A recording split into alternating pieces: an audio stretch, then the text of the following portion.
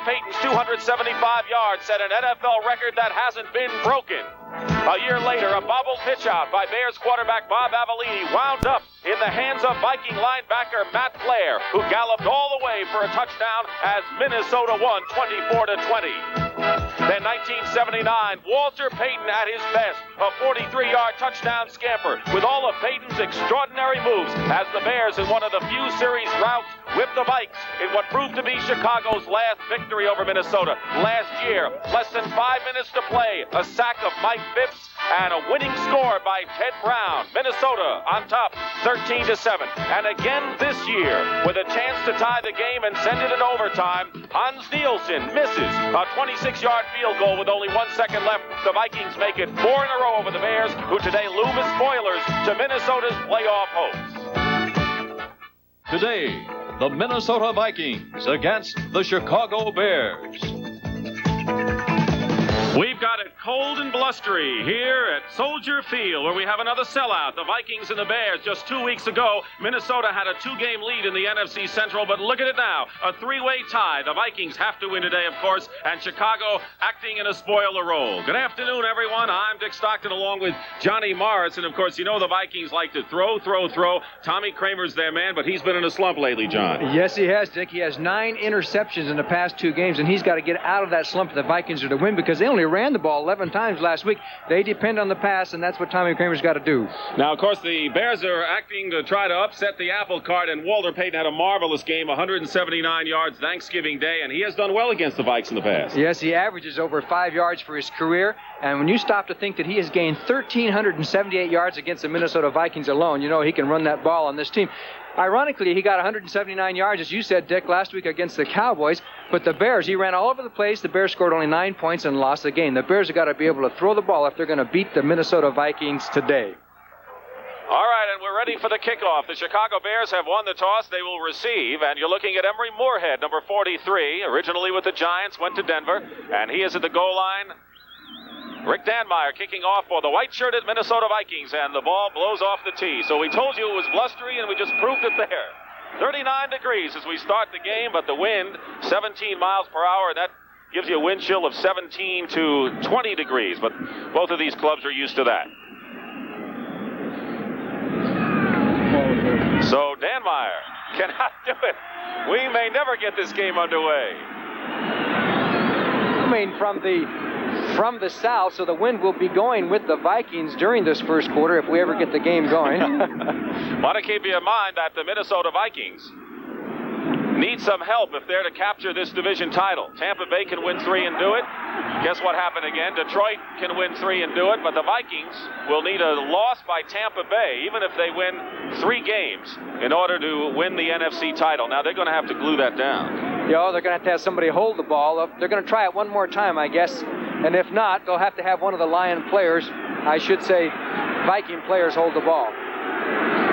You know, you talk about that. The scoreboard had the Bears playing the Lions before the game. I think that's where I got that. I looked up there and it said Bears-Lions. There you see the wind right there. And it's not so much the flags on top, but the fact that the goalposts are really swaying. And everyone's getting a little antsy right now.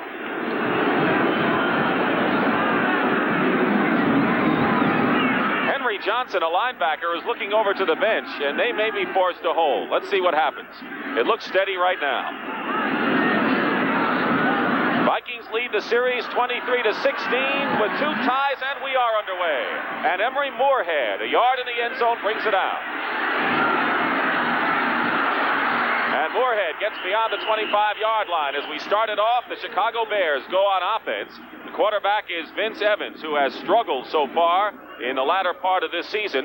Evans has 6 touchdowns and 16 interceptions. Payton, of course, is marvelous. Ricky Watson, Brian Bashnagel are the receivers. Robin Earl starts at tight end, and the offensive line featuring a rookie, Keith Van Horn, at right tackle. So it's 1st and 10 at the 24-yard line for the Bears, whose problems lately have been on offense, all season, in fact. We'll check the Vikings defensively in a moment. One back. Actually, it's the tailback, Payton, who goes up the middle, and Scott Studwell, among others, makes the stop. The defense for the Minnesota Vikings. Mark Mullaney had a sprained ankle, but he is in the starting lineup as the Vikes now use a 3-4. Mullaney, White, and Holloway up front. The strong part of this club on defense, the linebackers, with Matt Blair and Fred McNeil outside. And in the secondary, Turner and Teal at the corners, Knopf and Tommy Hannon. Gain of 4, 2nd and 6 at the 28. Ken Marjoram, number 89, is in there now, and he is in motion toward the line. Marjoram just went by. 2nd down, a draw play, Walter Payton. And Payton's not going to make the first down. Scott Studwell stops him from getting just about anything as Vashnagel comes back in the game. So Payton has had some good days against Minnesota, but this season in the first game, not so much. He only gained 39 yards against Minnesota the first time out this year, but by and large, he does rush well, and they ran the draw play that time. Sometimes it's a little tough to run the draw if you haven't thrown a pass yet. 3 wide receivers as Marjoram is in there, and actually, Walter Payton is used as a wide receiver in a formation I don't think the Bears have used much this year, if at all. He's open across the middle. And Evans' pass is almost intercepted on 3rd and 5. And the crowd lets Evans know they're not appreciating it. Tommy Hannon was the only one close to the ball. And there was Payton was out in the slot, and he came down and went across the middle, and it was wide open. I think Evans was trying to hit him high, but a new formation for the Bears as they had 3 men to one side, and Payton was one of the wide receivers. So it'll be 4th down. And Bob Parsons will kick from the 5-yard line. There is Parsons, who leads the NFC in kicks inside the 20, 24 times. And, of course, he had a marvelous day against Dallas. Eddie Payton is deep. And a kick off the side takes a bounce, and Payton on the run. Vikings will have ideal field position as Eddie takes it to the 49-yard line of Chicago, where Emery Moorhead came up to make the play. Good heads-up play by Eddie Payton. He got the ball on the run. It's a little dangerous, but he was able to get an extra 8 or 10 yards out of it just by being aggressive on the punt return. He almost broke it. Payton, the older brother. Eddie, the older brother of Walter, and one of the leaders in the NFC in kickoff returns. So the Vikings have the ball at the Bears' 49, 1st and 10. The quarterback is Tommy Kramer trying to right himself. The running backs, Ricky Young and Ted Brown. Play action pass. Kramer going to the air, and he hits Sammy White for a first down at the 32-yard line. Gary Fensick makes the tackle, so Sammy White was wide open to make the play. Right off the play action, White down across the field, goes inside of Fensick, and Fensick stumbled on the play, and it was just for Kramer to turn around and hit Sammy White on the go, and it's a first down for Minnesota down to the 31-yard line already on their first possession. 18-yard pickup to Sammy White, who caught 6 passes last week in the loss to Green Bay. 1st and 10 at the 32. We'll give you the rest of the Vikings offense in a moment. Ted Brown. Good second effort as he finds his way to the 25-yard line. Brian Cabral, number 54, along with Singletary, makes the stop. So there's the Vikings offense. And it's really many times a one-back offense with Ted Brown, all-purpose. Joe Sensor having a great year. And the offensive line, Riley Huff, Swilly, Hamilton, and the veteran Ron Yeri. Gain of 5, 2nd and 5 at the 26. And what a difference it can make for a tight end to have great wide receivers. Sensor's been catching the ball like mad. Well, they normally double the outside men, so a lot of people are free. Quick pass out to Rashad. Good enough for the first down. At the 19, Reuben Henderson was with him. So that's what Tommy Kramer does so well. Hits the open man and hits him in a hurry. The Chicago Bears defensively with Hampton and Harris. We'll be looking a lot at Alan Page, the 15-year veteran playing against his former team, the Vikings, for the last time this afternoon. Cabral at left linebacker replaces Otis Wilson. Singletary's looked good lately, and the secondary with the rookie Henderson looking awfully good. So it's 1st and 10. Vikes are moving. They're on the Bears' 19. And the pitch to Ted Brown. And Brown out of bounds. Ricky Young could not make the block for Ted Brown, and therefore he was hampered, and the tackle was made by Terry Schmidt. And a good play by Gary Campbell. He's the one that busted up that play because, as you said, Ricky Young was not able to make that block. So obviously the Vikings are into a passing situation, and to guess to which one he's going to hit, Everybody's caught a bundle of passes on this Minnesota Viking team. You've got Sensor, you've got Brown, who has 77 grabs out of the backfield. And, of course, you've got Rashad and White and everybody else on this football team that catches passes. But one thing you can count on, they're going to throw the ball. That's for sure. They've got a lot of people to throw to. As Terry LeCount, number 80, comes in the game, and he is split wide to the right. LeCount with 21 catches. Play action. Kramer turns it around. Ted Brown. And stopped. Good pursuit and alert play by Gary Fensick and Mike Singletary. And you're looking at two of the best hitters on the Chicago Bear team foiled the Vikings there. There's number 50, Singletary, and he comes right through, and you're going to see Ron Yeri, 73, gets out there in the screen and misses the block, and there's Singletary comes from behind, and it's Singletary and Gary Fensick who get in on the tackle, but good aggressive play by the middle linebacker. You got to be able to go from sideline to sideline. It is 3rd and 13 at the 22-yard line, and the Bears come in with their 6 defensive backs as Jeff Fisher and Todd Bell come in the ball game. So this is the 4-1-6 defense that they like to use, and you'll see the Vikes use a lot of it too. 3 wide receivers, 2, and a slot man to the right here as they flood the right side, and Kramer loses the ball. It's a fumble. The Bears have recovered. And did they come in? And that's one thing they told you they might do. Blitz more from the outside in this game, and it pays off. You're going to see Doug Plank comes from the extreme far outside, way late, along with Al Harris, number 90, hits him first. And there's 46, Doug Plank, the safety blitz. He gets in on the ball. Everybody had a hold of it. Finally, I believe it was Plank who got the ball. This stops Minnesota's first drive, Chicago Bears ball. But they brought everybody but the kitchen sink on that one, didn't they? I even saw the kitchen sink, as a matter of fact, in there. So the Vikings are thwarted. We have a 1st and 10 at the 29 for the Chicago Bears when we come back to Soldier Field in a moment. No one has said the Bears don't hit, John. There it is. Al Harris was the man that got there first, and he really clumped him, and there was Plank on the blitz to get to the ball first, along with Jeff Fisher, Chicago's ball. And the Bears will have it at the 29. Last week, the Vikings did not fumble against the Packers, and that was only the first time this year that the Vikings did not fumble.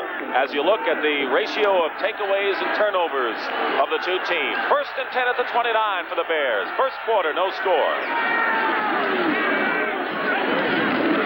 Watson, Marjoram, the receivers, and up the middle. Fred McNeil making the tackle on Matt Suey, who found a good hole up the middle. Do you think that the Bears, well, everyone says they've got to throw, may show, pass, and run a little bit more than is expected? Well, they're always going to run a lot when you have Walter Payton on the football team, but there's got to be a mixture. And just as an example, as I mentioned last week against the Cowboys, the Bears ran all over the place, could only get 9 points, and wound up losing the football game. You've got to develop a passing attack sooner or later. 2nd and 1 at the 38-yard line. Baschnagel, 84. They haven't thrown to him much, and a lot of people are wondering why. Suey has enough for the first down as he gets to the 41-yard line, and Randy Holloway, the defensive right end, makes the tackle. The Vikings have 4 number 1 draft choices up front. They're using the 3-4 right now. Mark Mullaney, Doug Martin, James White, and Randy Holloway. Holloway had lost his job and then regained it, beating out Doug Martin, but the Vikes are not that happy with the progress of 4 people that should be better for number 1 draft. The Bears are operating against a strong wind. 1st and 10 at the 41 for the Bears. Suey tries to cut inside and does successfully, has a first down. He got through a lot of white shirts and gets past midfield, and another first down. So the Bears effectively running inside. Fred McNeil, the tackle. Let's take a look at Ted Albrecht, the right tackle. He threw a key block there as he got around inside the horn, and then it was just heads-up play by Matt Suey. Got through the hole, kept himself going, and got a few yards. McNeil finally on the tackle. The Bears are in Minnesota territory. Roland Harper, number 35, comes in the game right now. So does Marcus Anderson. Number 88, the great rookie who had such a superb game against the Lions, got hurt and hasn't really played since. 1st and 10 at the 48. Payton bounces off one tackler, but he can't get away from Jeff Seaman. Jeff Seaman, who perhaps has had his career extended as we look at Payton going back because of the 3-4 alignment. But Waller takes a lot of punishment and comes back for more, and he dishes out some too. Good linebacking core for this ball club. And look at this. The Rams have taken the lead over the Giants, 7-0 first quarter score. lot of games today, and as we get down to the crunch, keep you informed on what it means for the playoffs. 2nd and 6 at the 44. Payton outside. Tripped up from behind, dives forward, and is close to a first down. Well, Walter Payton, John Turner was the one who made the play. Mark Mullaney came up from behind, and they're going to have maybe a measurement here as the Bears are very close to a first down. It'll be 3rd and short yardage. That time they ran Payton not from the eye, but notice how his shoulders are squared away from the line of scrimmage. He's not as effective on his cutbacks, so he always has a tendency to go for the sidelines rather than cutting back because his vision is not as good. He loves to perform from the I formation a lot more than running those end runs from the regular left or right halfback spot. Manuel Zanders, a good block on Tommy Hannon, turned him inside out. 3rd and 1, short yardage now. 2 tight ends in there for the Bears. Payton with a juke and a dive and a first down at the 37-yard line. So this may be the crispest we've seen the Bears on offense, and they really haven't thrown the ball. Okay, here's a good look at Payton on the upright position from the I formation. He follows Matt Suey, then looks for the hole, puts his head down, gets the first down. He runs beautifully from the I. The Bears have brought in Brooks Williams, number 83, formerly of New Orleans. He caught 2 passes against Dallas Thanksgiving Day, and he's a pretty good receiver. We'll watch him. 1st and 10 at the 37. Marjoram and Watts are the outside men. Play action pass. Evans in trouble. Won't go anywhere. Mark Mullaney got him from behind. So the offensive line could not keep the Vikings out of there, and there'll be a loss on the play. Fred McNeil came in that time and put some extra pressure on. The Vikings haven't been getting all that great a pass rush over the past few games. They really basically rush with the 3. They usually have to have some kind of a blitz to get the pressure on. That time, McNeil came and that caused Evans to get in trouble in the pocket. Vince Evans, whose best day was against the Vikings earlier this year with 2 touchdown passes to Baschnagel, who's in there now. 2nd and 14 at the 41-yard line. And the pass is going for Ricky Watts. He's double covered, and it's almost intercepted, and maybe it is. It is. The Vikings have picked it off. Willie Teal, the second-year man from LSU who was injured all last year, and good double coverage by the Minnesota Vikings on the pass intended for Watts. Okay, let's take a look at Evans on the partial rollout. It was an ill-advised pass because you could tell that he was pretty much double coverage, and as the farther he ran across the field, the more he was running into the coverage, and the Vikings just had it covered very well. As you see, Knopf and Willie Teal gets that ball before it hits the turf, gets up, and it's Minnesota's ball. So Willie Teal now with 4 interceptions to take over the club leadership in that department. This telecast is presented by authority of the National Football League, and it's intended for the private use of our audience. Any rebroadcast or other use of this telecast without the express written consent of the Chicago Bears and the National Football League is prohibited. Someone asked Bud Grant if he has any sympathy for his former assistant Neil Armstrong going through a rough year. He said, look, I can't worry about that because the Bears can come up and beat you anytime. That's right. 1st and 10 at the 5-yard line for the Vikings. Ted Brown finds a hole and carries a few Bears to the 15 and a first down. Gary Campbell had a hand on him. David Huffman, number 56, plays tight end sometime. Here he is. He's on the backside, and he's got a little contact with Al Harris. And actually, the Vikings did a pretty good job down there in tough yardage situation as Brown just busted his way through and got himself a first down. So we're seeing a lot of running so far, up the middle particularly. 1st and 10 at the 16. Interesting story about David Huffman, who's playing after what could have been a real tragic injury 3 weeks ago. Outside, Brown cutting inside. He knocked his own man out of the way. Steve Riley got a jolt. Al Harris makes the tackle. Ted Brown, who was trying to be the 4th player in the league to gain 2,000 yards rushing and passing, slowed up last week in the rushing department, but Brown nonetheless coming into this game needs 46 yards to go over the 1,000 mark. And I think Chuck Foreman I was looking at the stats, is the only Viking ever to rush for 1,000 yards in a season. I found that hard to believe. I always thought Bill Brown did it all the time. There's Washington 6-0 over Philadelphia. 2nd and 6 at the 20. Brown Just to the 20, and that's all. Foreman went over the 1,000 mark 3 times for the Minnesota Vikings. And Brown, of course, coming closer and closer. Last week, as John Mars pointed out, fewest rushes. 11 carries, 28 yards, and that was the rushing story for Minnesota. And, they talk about the bad game that Kramer had last week. He did have all those interceptions, but he completed 38 passes out of 55. That's not too bad. That ties his record for completions in a game. Best year was against San Diego. Todd Bell is in there as a 5th back, and no way.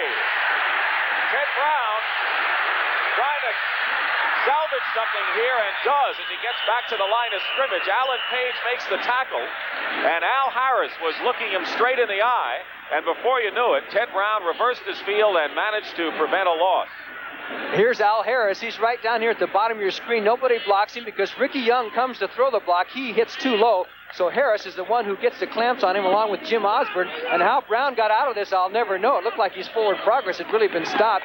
And he was able to get back almost to the line of scrimmage before he was brought down. And Alan Page, who has a law degree, passed the bar in Minnesota. Greg Coleman will punt for the Vikings inside his 10. He's averaging nearly 42 yards a kick. Jeff Fisher is deep for the Vikings, or for the Bears. Line drive. Fisher coming up, has it on the 38-yard line. Being pursued, and Fisher is out of bounds just short of midfield. In fact, we will call it midfield. So Jeff Fisher from Southern California, the 7th-round draft choice, who earlier this year returned 188 yards against Tampa Bay, gives the Bears good field position. How will they do with it? Come back and see. In the 9 years Neil Armstrong was an assistant to Bud Grant in Minnesota's defensive coordinator, Minnesota won the NFC Central all but 1 year. That was in 1972, but Armstrong has other things on his mind now, as the Bears have it at midfield, 1st and 10, with 4:17 remaining, no score in the first quarter. Matsui gets a couple of yards. The Bears feel that they need about 45, 46 yards from Matsui to take some of the heat off of Peyton. Vince Evans, there you see his statistics. The last time he played Minnesota, that was perhaps his best game of the year. Vince Evans has not had a good year, and so far today has not done that much as far as the passing game is concerned, but that's a big question mark for the Bears now, the quarterback situation. San Francisco having clinched the NFC West, leading Cincinnati. Ken Marjoram is in the ball game at wide receiver, 2nd and 7 at the 47-yard line. Walter Payton breaking the tackle, has a first down to the 35-yard line. Quick opener, and Walter Payton took advantage of it, and Willie Teal, the cornerback, makes the stop. And these cold Bear fans, so far, are enjoying what they see. Okay, little draw play with Payton. Watch the right side. Number 65, Noah Jackson, with a fantastic block as Payton gets through the hole. And finally, Willie Teal brings him down as Matsui also threw a good block. They run the draw. And so far, all they're doing is running the ball, mostly. And Payton mostly, 30 yards. The Bears have rushed 9 times, passed 2, and one of those intercepted. 1st and 10 at the 35. Walter Payton up the middle. So both clubs are trying to establish the running game and running game up the middle as Jeff Seaman makes the stop. The Bears may stick with it, but you know Jerry Burns with Minnesota, he likes to run for a while, but then he gets kind of tired of it, gets kind of bored. He says, let's throw that ball. And you know that Tommy Kramer is going to be filling the air with footballs before this game is over. New England leading Miami 7-0 in the first quarter. New England has not won in Miami for a long, long time. Doug Martin comes in at defensive end. And a 4-man front, 2nd and 7 at the 32. Payton inside again. Picks up a few yards. He's short of a first down by about 2. Matt Blair and Duck White make the stop. Duck White, number 72, has been perhaps the most consistent man at the front line on defense for Minnesota. 2 tight ends coming in the game now for the Bears as New Orleans leading St. Louis 3-0 in the first quarter. Mike Cobb and Robin Earl are in there now. When Brooks Williams comes in, you know that it's a possible pass receiver. 3rd and 2 at the 27, 1:42, and Williams is in In the wing back, first down, Walter Payton off the right side. So the Bears have punished Minnesota inside, and then they send Payton outside. Blair makes the tackle, but not before the Chicago Bears have a first down at the 22-yard line.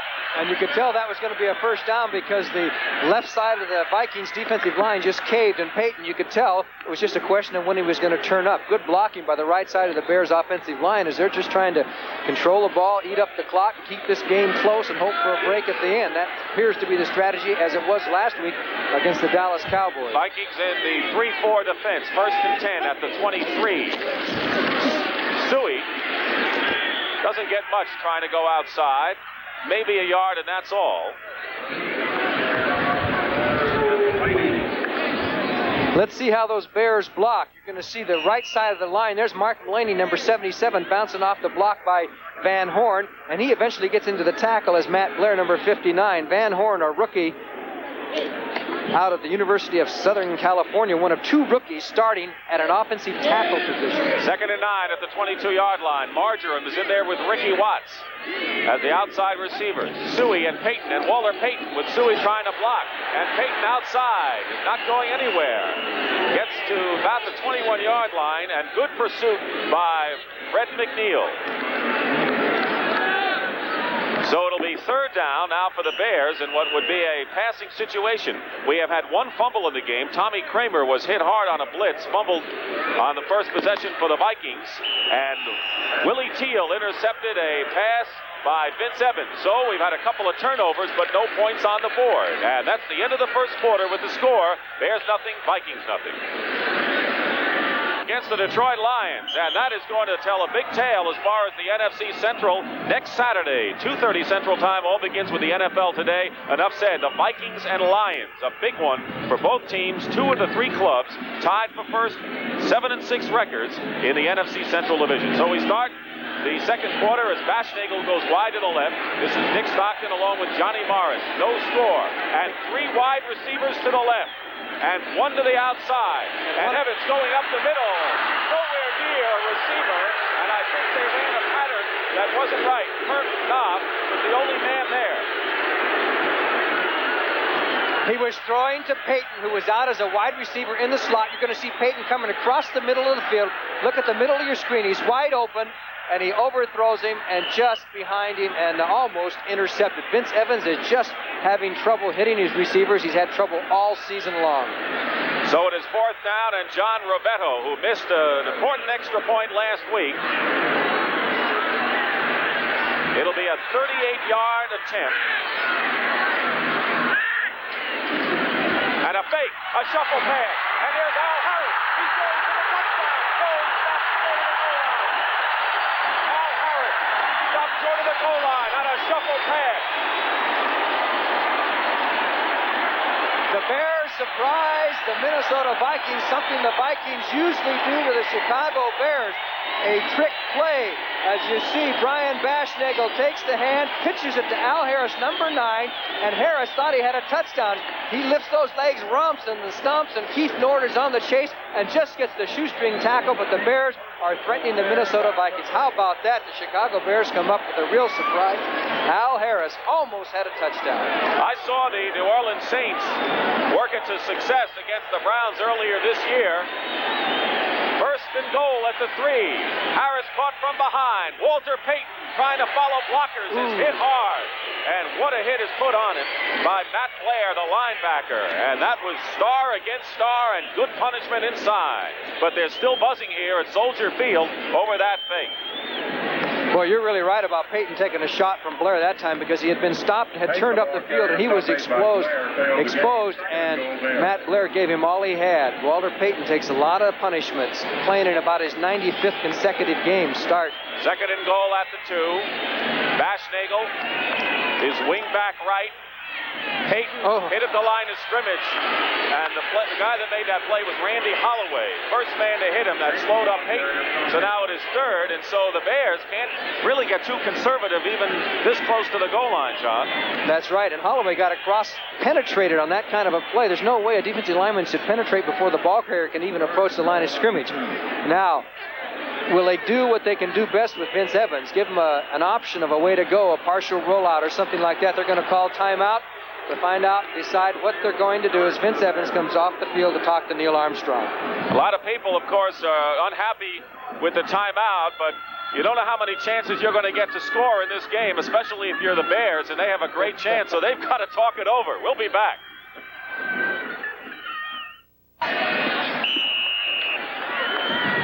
Vince Evans is 0 for 3 with 1 interception. We have 3rd and goal at the 2.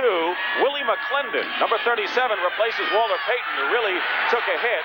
And there are 2 tight ends in there as well. And Watts is a wing to the left. 3rd and goal at the 2-yard line, following a Bears timeout. Rolling out is Evans. He stumbles and he's down at the 16-yard line. He was chased by Doug Martin, among other people, and Dennis Johnson, number 52, a linebacker. That one fizzled. Yes, it did. They faked inside, went to the rollout as McClendon was in for Payton, and look at the penetration there to force Evans back, and he slips, and there's Doug Martin to put the clamps on Vince Evans. The play goes kaput. The Bears will be forced to go for the field goal, and Payton was not in there. I wonder if he got hurt on that hit on the tackle on the play before. He has a bruised thigh. He also injured his thigh in the Kansas City game. This is a 34-yard attempt. Bashnagel holding for Rivetto. No fake this time, and the kick is no good. It hits the upright and bounces off to the right. So the Bears' bad luck continues here. They have played the Vikings tough, but they did not get on the board. Here's the kick by Rivetto. You can see it for yourself. The picture tells you the story. Up against the post and back. It's been basically a running game so far, really, for both clubs. Ted Brown has 20 yards, and that's the rushing story, as Walter Payton with a bruised thigh is on the sidelines. So Willie McClendon may have a chance to play more than anyone anticipated. 1st and 10 at the 20-yard line for the Vikings. Let's see if they go to the air more. They don't, and Ted Brown trying to find a blocker. Ricky Young is just not blocking for Ted Brown effectively, and he can't get underway. The tackle made by Dan Hampton. Scores around the league. Philadelphia regains the lead over Washington 7-6. Eagles coming off the loss to Miami. The Eagles were 9-4 going in. St. Louis now taking the lead over New Orleans 7-3. The Cardinals still have a shot at it. They're 6-7 in the NFC East. Gain of 2, 2nd and 8 at the 22-yard line. Bob Brewer, number 82, is the tight end. Split backs. Tommy Kramer likes to throw. He's under pressure. His pass and almost picked off. Penalty marker down. We have a penalty flag as Gary Fensick was defending Bob Brewer, the tight end. It was an awful late flag, but I think that's going to be the call against Fensick. Number 45. That's the call, and so the Vikings will have an automatic first down. That's Jerry Markbright, the referee, leading the crew this afternoon. So the Vikings and Bears, no score, 11:50 remaining in the second quarter. Did Fensick get a little overzealous? Let's see what Brewer does out of the line. Okay, here comes Brewer off the line, number 45. Gary Fensick going to be waiting for him right there as he comes down, turns his little hook in, and here comes Fensick, and the ball, he hits him before the ball gets there. The call was correct. 1st and 10, 31-yard line for the Vikings. A play-action pass, and Kramer. And this pass is intercepted by Reuben Henderson. Henderson to the 35-yard line. Henderson to the 30, and the rookie, Reuben Henderson, putting on his toe, gets to the 13-yard line. And a big Chicago interception by the rookie who's really had a superlative campaign. I don't really know where Kramer was throwing this ball. He had his man down deep for a shot, and it's number 28. The ball was thrown way behind him. And here comes Reuben Henderson with some nifty open field running, and a good block by Fensick, a good block by Al Harris. Jim Huff misses him, and finally, the tackle was made downfield by 2 or 3 Vikings. The Bears have the ball and are threatening. 39-yard return for Henderson, his 4th interception. Walter Payton is in the game, and he's carrying the ball here. Walter Payton gets to the 5-yard line.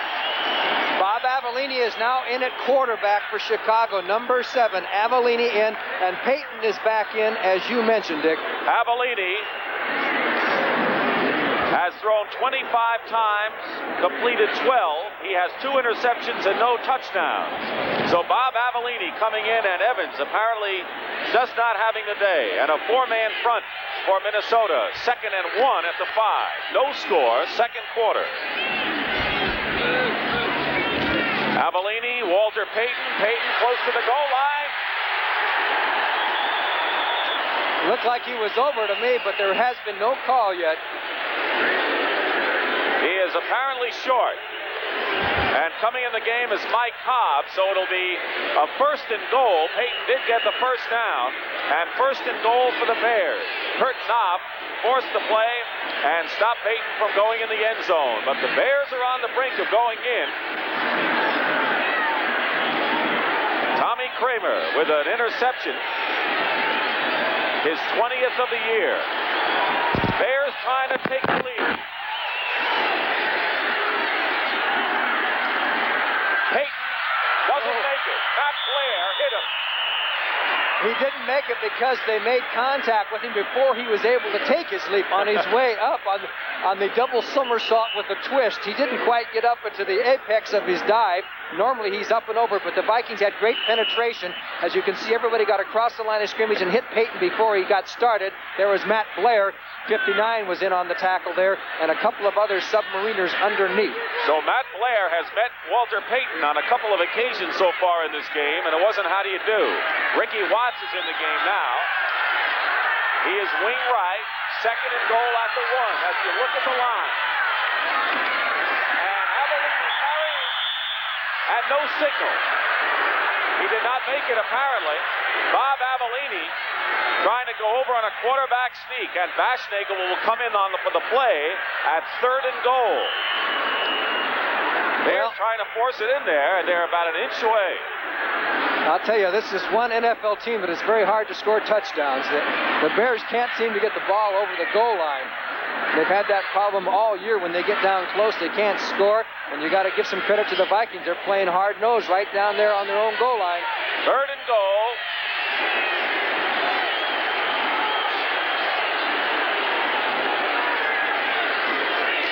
This time he made the over, but wait a second, he didn't break the plane, and the Vikings have held.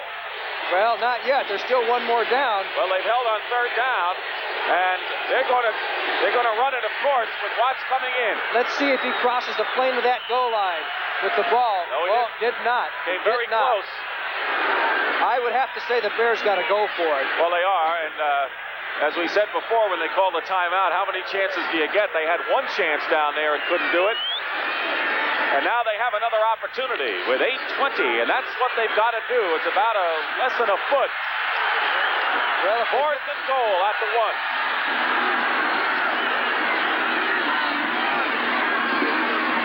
And Walter Payton does not make it. Walter Payton is stopped at the goal line. And the Bears try to go up the middle 4 times, and 4 times they failed, and the crowd is not happy. Well, they're running Payton from the I formation.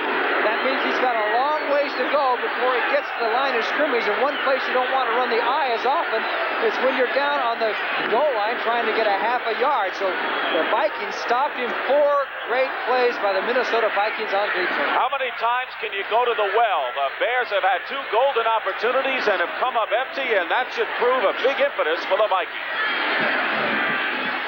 Zenith says, thank you, America. You bought 50 million Zenith TVs, so we're saying thank you with instant rebates. A $25 rebate on many 19 and 25-inch System 3 models. $50 on 25-inch System 3 Space Command models, including the only TV that's also a telephone, System 3 with advanced space phone. Zenith says, thank you, America. For choosing Zenith quality 50 million times. Toyota asks to compare their 82 four-wheel drive truck to our dirt bike. We're both tough going up mountain roads. Toyota should be. It's got one of the biggest engines in its class. And he looks pretty comfortable in there, too. Oh, come on, Toyota. The last part of the test where you carry us, then we carry you. Give me a break. Oh, what a feeling. The 4x4. It'll get you to the top. Comfortably. Toyota.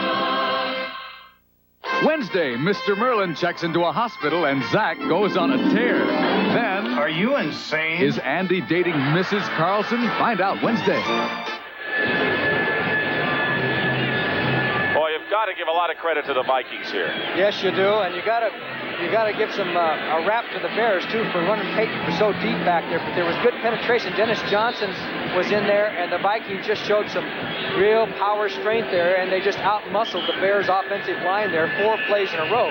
When you can't quarterback sneak twice for a half a yard, you're in trouble. And when your running back can't get over from a yard out, you're in trouble. Saying much. You're in trouble. That's right. All right, but now Tommy Kramer has 99 yards to bring his club out of it. That's one advantage of going for it. They got the Vikings in real trouble here. Kramer trying to get some yardage. Ricky Young carries the ball. That's the first time someone other than Ted Brown has carried, and Mike Singletary, the middle linebacker, makes the stop. Ricky Young not playing as much anymore with the Vikings going to 3 wide receivers.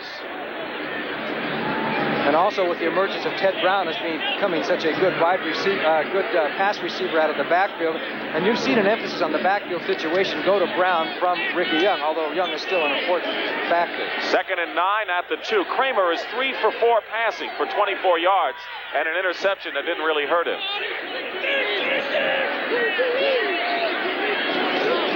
Here is Ricky Young again. Doesn't get much, and a penalty flag is down. Penalty flag down as Ricky Young is hit once again by the middle linebacker Singletary. And we have holding against the Vikings. Half the distance isn't a lot there. They may refuse it.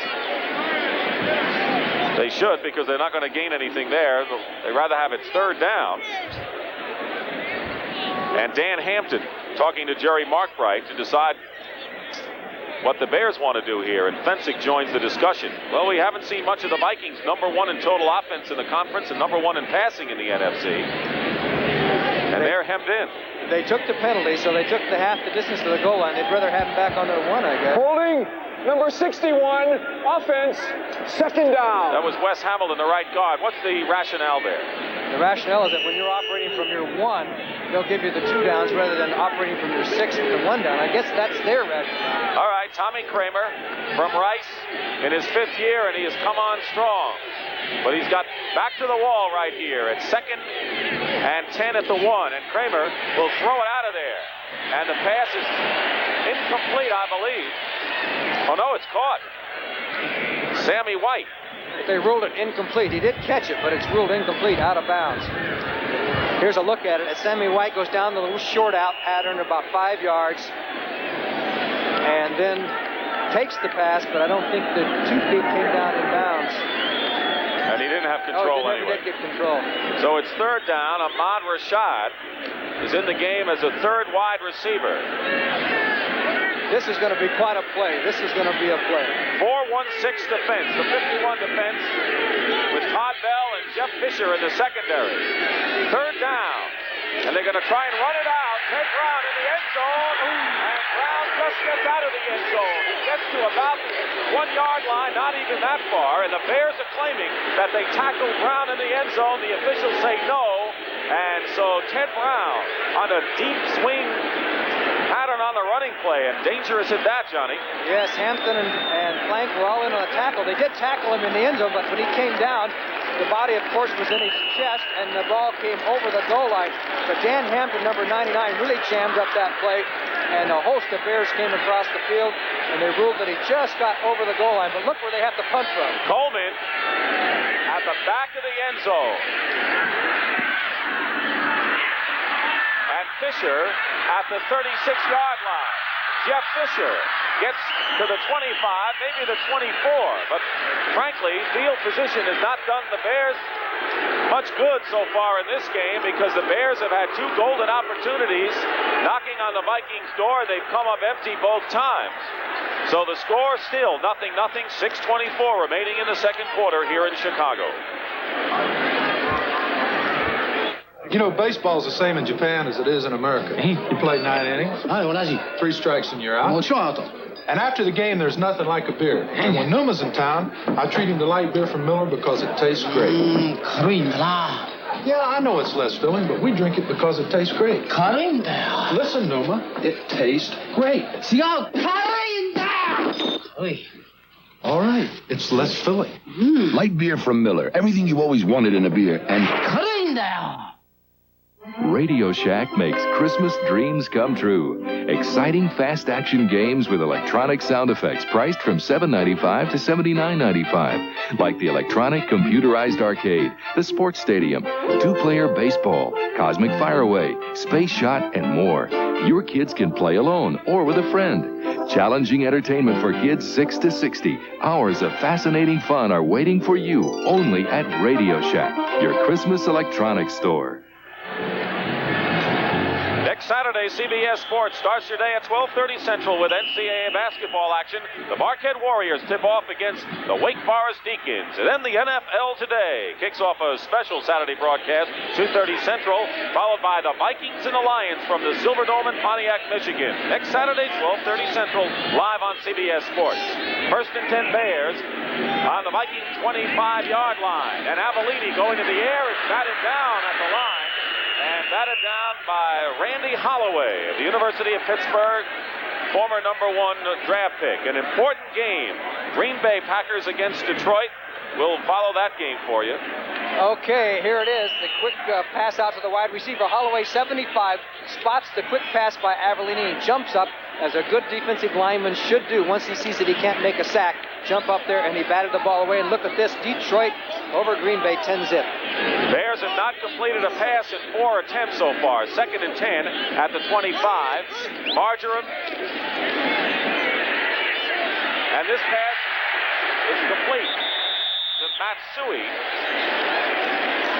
at the 16-yard line. He'll be short of a first down by a couple. Very good pass protection for Avellini as he went back in the pocket. You can see there is no rush. You'll see 26 come across the middle there. There's Seaman waiting for him to make the tackle, but not before Sui gave the Bears a 3rd down and 1.5 situation. And that's the first pass completion of the day for the Bears. Vince Evans started. He was taken out of the game after a rough start. We don't know whether he was shaken up or just taken out. 2nd and 2 at the 17-yard line. 3 tight ends in there. Peyton has the first down inside the 15-yard line. And the tackle is made by Tommy Hannon, the free safety number 45. So Peyton, who's carried now 17 times. Sui has carried 5 times and a first down. You know, if it hadn't have been for Tommy Hannon, 45 at the top of your screen, he'll break off the block by 79 Zanders.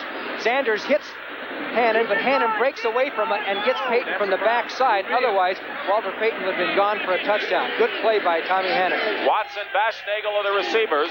A 4-man front for the Vikings. Martin, Mullaney, White, and Holloway. 1st and 10 at the 11-yard line. Walter Payton gets nothing. Trying to go outside and then go inside. So the Bears have another opportunity. The first time they had a chance, Rivetto missed a 34-yard field goal as St. Louis leads New Orleans, and then the goal line stand by the Vikings. Nothing to score. Wayne Morris has just scored for St. Louis, so it's 14-3. Well, let's see if the Bears can get into the end zone this time. They have had 3 good shots at it. 4:20 remaining in the second quarter. 2nd and 9 at the 10. Marjoram and Watt.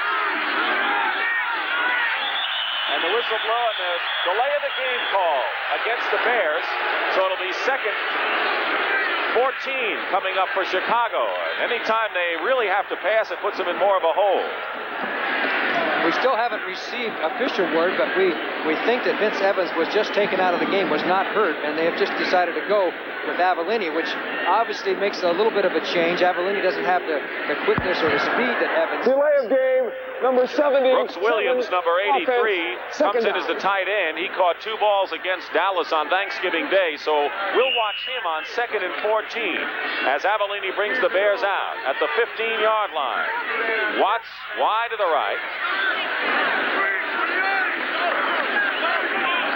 4:13 remaining in the half. Marjoram, the rookie from Stanford, split left. Avellini still on his feet.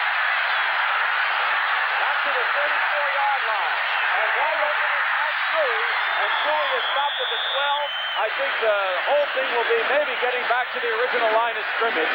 Scott Studwell, number 55, one of the inside linebackers, makes the tackle. Pretty gutsy play by Bob Avellini. As I mentioned, he doesn't have the speed of Evans, but he busted off the sack here, headed out into the right flat, and after he does end up throwing the ball, you're going to see him take a shot from Holloway. He got away from Mulaney, 77, couldn't find anybody downfield, had the presence of mind to throw back across to Suey, and then takes a shot after he threw the ball, and the Bears got back to the line of scrimmage. 5 defensive backs for the Vikings and the Bears. Look at that formation. They have 3 men to the left, including Walter Payton. Payton is cutting up the middle. The pass to Walter Payton is knocked away. A fine play by John Turner.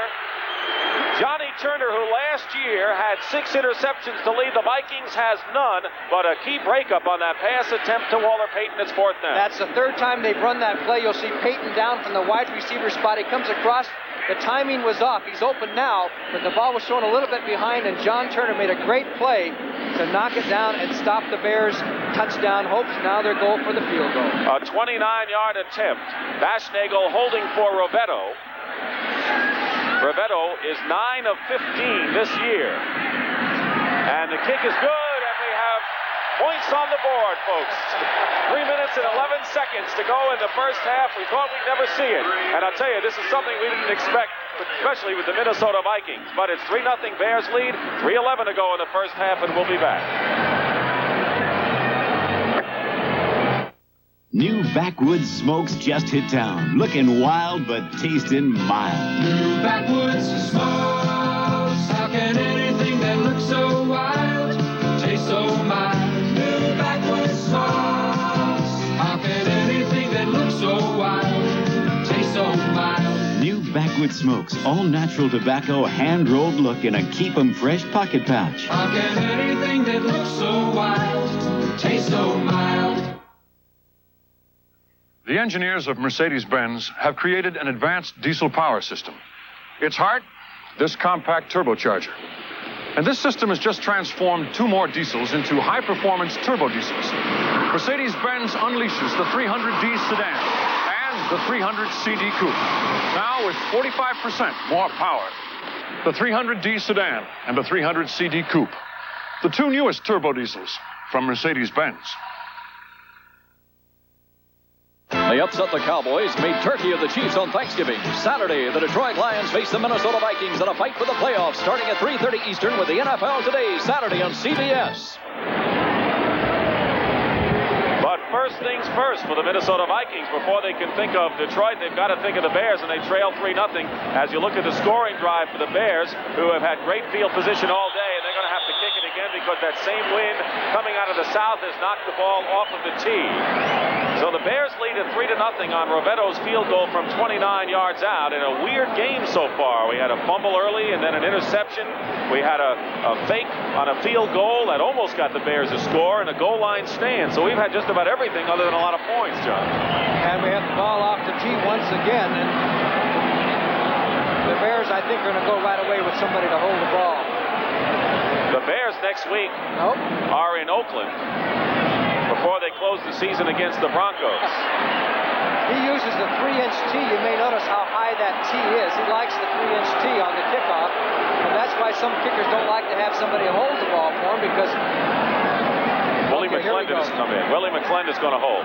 Okay, did you ever hold for anybody on a kickoff? Just yesterday. Well, I tell you what, you can hurt your pinky if he misses a little bit. That little pinky... McClendon doesn't want to look. All right, a line drive kick. And Eddie Payton, 5 yards in the end zone, wisely downs it there, a touchback. And so the Vikings will take over on the 20. And I'll tell you one thing, we've been talking about the Bears' misfortunes on offense and how the Vikings defense stopped Chicago on goal line. But what about the Bears defensively? They have played solid defensive football now for 4 games, even though they haven't been able to win. Thanksgiving Day was the last example, and they're playing well again defensively today. So far, they've really shut the Vikings down, and Minnesota's not been able to move the ball at all. They haven't had the greatest field position all the time. As you look at the Philadelphia-Washington score in the second period, Bear defense came to play. First and 10 for the Vikings on the 20-yard line. Let's see if Tommy Kramer Limbers that passing arm. Movement in the line, Alan Page, and a penalty marker down. As Ted Brown carries to the 24-yard line. Was Page drawn off or not? We'll find out shortly. I don't know whether he was drawn off, but he was the man that was across the line of scrimmage, and number 82, Alan Page, in his 15th year. Now, you talked to him yesterday. Any emotion about playing the Vikings the last time? He tried to pretend there wasn't, but you know there is. He played for Bud Grant for so long, and this is going to be the last time he has any kind of a confrontation with the Vikings. Offside, number 82. Alan Page, the only defensive player ever to capture the Most Valuable Player Award of the National Football League. Spent 11 years with the Vikings, 4 years with the Bears. 1st and 5 now for Tommy Kramer, and he sends out his pass receivers to the right. And the ball is batted by Al Harris, and they almost had a shot at it, but Harris got his mitts up and knocked the pass off to the left side. Harris is playing quite a football game. He got over Steve Riley that time and was up to knock the ball down. Look at the total offense story. A little surprising here. Chicago 119 to 46, most of it on the ground. 107 yards on the ground for the Bears. And for the Vikings, they've managed 24 yards passing, 22 rushing, and that's not their style. So it's 2nd and 5 at the 25 with just under 3 minutes to go in the first half. Overcast now here at Soldier Field. In motion is Sammy White. And Kramer back to throw, and his pass to Sammy White is complete, and White gets the first down at the 34-yard line, where Terry Schmidt and Mike Singletary combine to make the play. Singletary playing better and better each week and getting renowned for making some big hits on running backs, and I think he's got to be one of the top rookies in the league at linebacker. And he's taking the signals in from defensive coordinator Buddy Ryan now. He was benched the first 6 or 7 games because he was making so many mistakes, but he says now that maybe that was a better thing for him. To be benched, watch for a while, realize you just can't do it automatically. Now he's in there playing much better. You know, we've not seen Joe Sensor except for a couple of plays. Bob Brewer has been the tight end. Wonder if Sensor is not 100%. And a fake, and Kramer gets rid of it and completes it to Brewer, and here's a fumble, and it's still going to be Minnesota ball, and he picked up another couple of yards and a first down at that. Yes, good play by Kramer, and you mentioned Sensor. He has a sore knee that he got last week, and it was kind of bothering him. They didn't know how bad it was going to be, but look at the pressure here. Jim Osborne, 68, all over Kramer. Kramer put the ball right on the dime. Brewer fumbles it, but it goes out of bounds, still in control of the Minnesota Vikings. First down. So Brewer, who's seeing a lot of action in this game, Brewer so far this year has caught now 5 passes on the year, but 3 of them have been for touchdowns. 1st and 10 for the Vikings on their own 47. Kramer likes to go to the air, and it's up the middle, caught by Brewer, and another first down. I believe Brewer has another first down at the Bear 42. Doug Plank, Gary Fensick makes the play. Well, Singletary was there and almost had himself an interception as Brewer comes off the line of scrimmage, does his little hook, and then the pass was thrown to the other side of Singletary, and that's why it was completed. Good accuracy by Kramer. Brewer does the right thing, catches the ball, got up, and got a couple extra yards. Good catch. So Brewer's made the most out of getting some extra yards. It'll be 2nd down and just a couple. We have the 2-minute warning here at Soldier Field with the Bears leading 3-0. Gramp, I'm here to help you install your garage door opener. I did it myself, son. It's a Stanley. Hey, Dad, thanks for the garage door opener. I'll show you how to put it up. We did it this morning. The Stanley. Harry. Oh, happy birthday, dear. You did it yourself. It's a Stanley. Stanley, we want to help you do things right. This Christmas, open the door for someone you love. Give a Stanley garage door opener. Okay, everybody, let's hear it for winter driving. Well, we didn't hear from you Jeep CJ owners. Off to the slopes, eh? Didn't hear from you Wagoneer families. Nice and secure. And you Jeep Cherokee owners don't seem to mind a little snow. Say, you Jeep truckers just keep on trucking, don't you? While you Jeep scramblers keep on scrambling. Get out of your rut this winter and get into Jeep. Now with ice-breaking rebates from $500 to $775. Big game up in Green Bay. The Lions lead at 10-7. The Packers are in 4th place, only a game out of 1st place. Detroit plays Minnesota next week, and most of these clubs have their fate in their own hands. The Packers are showing some resiliency because they were down 14 zip to Minnesota and came back. You can't say that word in this weather, John. It's impossible. 2nd and 2.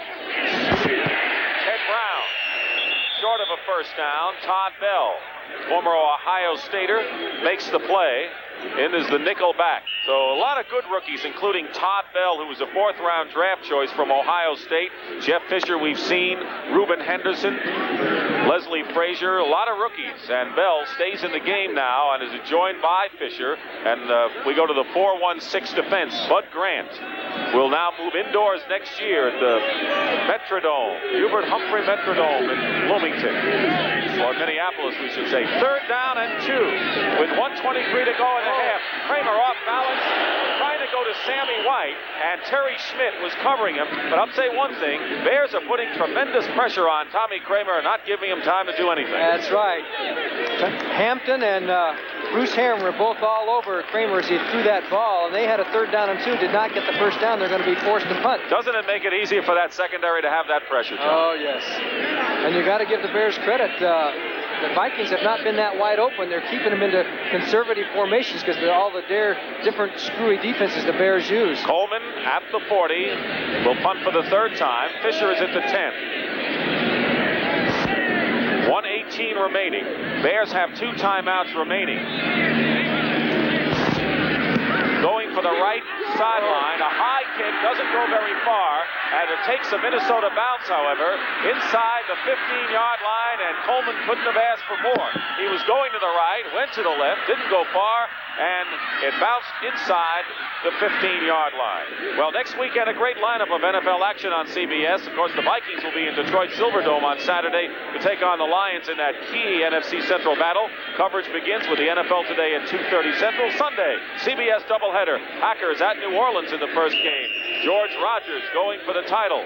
And the rushing title, Philadelphia plays at Dallas. And, of course, the fans here will see Chicago at Oakland. Cobb and Earl, 2 tight ends. 1st and 10 at the 13 for the Bears. 1:06 remaining in the first half. Dashnagel is the wide receiver. Payton goes outside. Payton has a first down, and Payton gets to the 24-yard line before Tommy Hannon, the free safety, makes the tackle. So Walter Payton, who's gone over 1,000 yards for the 6th straight year, and the only one else to do that, the only other player was Franco Harris. The fans are a little upset now because the Bears are taking their time and not obviously trying to get something on the board before the halftime. You look at the clock, 1st and 10 at the 25. Payton now carried 19 times for 74 yards.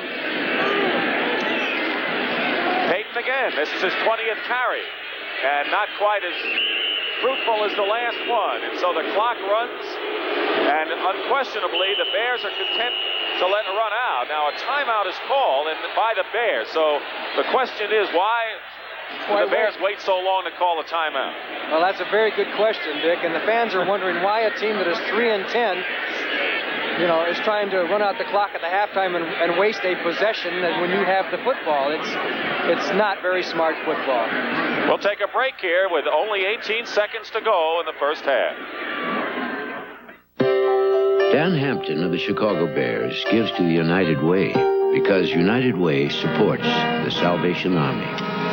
This is the scene of the Salvation Army we're all familiar with. But today, the Salvation Army is doing much, much more. Come on, I'll show you some of it.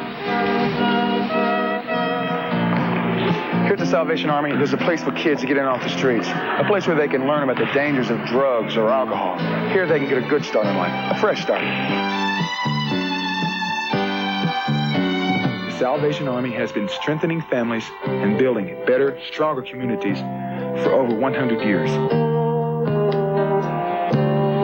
Today, Salvation Army is working to hold the family together. Through family counseling, they serve all members of the family. Salvation Army, helping people for over 100 years. All kinds of people, all year long. And thanks to them, thanks to you, it works for all of us, the United Way. The preceding message was furnished by the National Football League. This is Dick Stockton and Johnny Morris here at Soldier Field. It's overcast, warmed up a little bit now, and 18 seconds to go. The Bears looked as if they weren't going to do anything the rest of this first half, and then they call a timeout. They now come out with 3 wide receivers all flooded to the left side. They're going to have the alley-oop pass down the field. All right, you know them. 2nd and 9 at the 26 with 18 seconds to go. And 6 defensive backs. Instead of draw play to Matt Suey. Suey has a first down and can't get out of bounds. He gets to the 43-yard line, and now the Bears call their last timeout with 11 seconds to play in the half. Okay, Matt Suey, the lone remaining back. Good blocking by Emmanuel Sanders and Dan Neal on that play as Suey gets down the field. He's down to about the 44-yard line before he's finally brought down by Turner. Now there's 11 seconds left in the half. The Bears could conceivably complete one pass and kick a field goal. They'll be kicking with the wind. Bob Avellini did not start the game. Vince Evans did. He came out after having rough sledding, and Avellini came in. Peyton had an injured thigh earlier, and he returned to the game. Next Saturday, the Vikings and the Lions, and you know that's going to be an incredible struggle because both of these clubs coming into this weekend 7-6, 2 of the 3 teams tied for first place in the NFC Central. And coming up at halftime, it's Brent Erb at Georgia. Look at Rams owner Georgia Frontiere plus scores and highlights from around the league. 1st and 10 at the 43. And they're going to flood the left side again. No more timeouts for the Bears. Avellini going for the deep pass in the crowd, and it's picked off by Hannon and an interception. So Hannon, who intercepted one last week in the losing cause against Green Bay, has intercepted a pass here. There you see, it's like a track meet. 3 receivers down the field. Marjoram, Bashnagel, and Watts, who's the fastest, and the last one down the field. And finally, it's Tommy Hannon with the interception, number 45. And the Vikings stop the Bears and will run out the clock. So Teal and Hannon have interceptions today for the Vikings, and they now, with 4, are the team leaders in that department. Kurt Knopf has 3, but the Vikings are well down in interceptions compared to last year at this time. All right, 3 seconds to go, and no question, we shouldn't say that in a game like this. That'll do it. That's the end of the first half. We expected a lot of passing. We didn't get it. We only have 3 points, and they're owned by the Bears. So that's the end of the first half here at Soldier Field with the score. Chicago 3 and Minnesota 0. Dear Atari Anonymous, my son Boris has a missile command problem. My mission in life is to save all of mankind. Lately, my daughter has developed a similar problem with Atari warlords. Now, with video pinball, my husband is acting funny lately. With Atari games so ingenious, so involving, so intense, I ask you, Atari Anonymous, is this problem contagious? Excuse me. I'm not the same crazy coach who used to storm around the sidelines yelling at the officials. I've learned to relax, and I drink light beer from Miller. Do you know that light's got 1/3 less calories than a regular beer? And listen to this. Light doesn't fill me up. Besides that, light tastes fantastic. Oh, sure, there are a lot of other beers around, and you can drink any one you want. But let me tell you this. Light beer from Miller. Everything you always wanted in a beer, and less. As I was saying, I don't care what anybody else... Introducing the car Cadillac owners preferred overall to a Cadillac. Introducing the 1982 Lincoln Town Car. When Cadillac owners compared DeVille to the Lincoln Town Car based on comfort, roominess, luxury, and ride, 86 out of 100 preferred the Lincoln Town Car overall. Lincoln Town Car, the car Cadillac owners preferred. Next weekend, don't miss a minute of the excitement here on CBS Sports. Saturday, a special NFL contest as the tough Minnesota Vikings meet the surprising Detroit Lions. Also on Saturday, get into the spirit with a regional edition of NCAA basketball, featuring Wake Forest at Marquette and USC at Long Beach State. Then on Sunday, it's a big day of NFL doubleheader action as the Philadelphia Eagles battle the Dallas Cowboys in a crucial NFC match. Explosive matchups, important outcomes, all next weekend on CBS Sports. Welcome back to the news desk in New York. I'm Brad Musburger with Irv Cross. Oh, it is windy today in Manhattan and across the river in New Jersey. 7-0, and the wind is gusting at about, 40 miles an hour. But Irv didn't stop Wendell Tyler here. Well, doesn't hurt you putting the ball on the ground. Tyler goes in from the 1-yard line. All right. Meanwhile now, out in that wild race in the NFC Central, we've got Detroit ahead of Green Bay, 10-7. Let's check the highlights. How's our buddy the legend doing? Well, Billy Sims keeps Eric Hipple going. Watch this run. He just sheds that would-be tackler, battles his way down to the 9-yard line for the Lions, and then who in the world's Vince Thompson? Right there. People don't see much of him. He compliments Billy Sims very well. He's a good inside runner. Look at that power. He goes in for the score, 9 yards out. After they were down by 10, Irv, then the Packers started to go to work, and here's that big tight end, Paul Kaufman. He's heard Irv raving about Joe Sensor, and he says, don't count me out. I got some talent, too. And here comes another one of your buddies, Harlan Huckleby. Huckleby, not Huckleberry, right? 3 yards in. 10-7 is the count in that game right now. And, of course, Chicago, what can you say about that offense? They can't get any touchdowns. It's 3-0, field goal over Minnesota right now. New England and Miami. The Dolphins were behind by 7, and now they have gone ahead 14-7. Woodley scrambled in for one of the Dolphin touchdowns. St. Louis now leading New Orleans 17-3. Even though the Saints struck first, Neil Lomax trying to make it 4 in a row as a starting quarterback for Jim Hannafin. And watch him on the scramble here. But one thing he does very well, he brings that ball down. He's an excellent runner, as you can all see. A 23-yard scramble for a score. And Irv, that makes this play lethal because they say, wait, he may run out of there, but he waits patiently, moves to the right, and got a beautiful comeback block, goes to Tilly, 27-yard gain. Then he handed off here to Wayne Morris, who is tough down inside the 5-yard line. And again, as I said, it is now 17-3, the Cardinals over the Saints. Philadelphia and Washington. The Skins got on the board first, missed an extra point. Now the Eagles have scored twice. Here was the first touchdown, and it was Joe Washington 6 yards out, and then the Eagles went to the shotgun. Well, I tell you, the Eagles wanted to get some offense established early in this game. They struggled a little bit, but here Jaworski goes to number 37. Billy Canfield was an excellent receiver, goes in for the score. So good, Irv, they're going to come right back to him.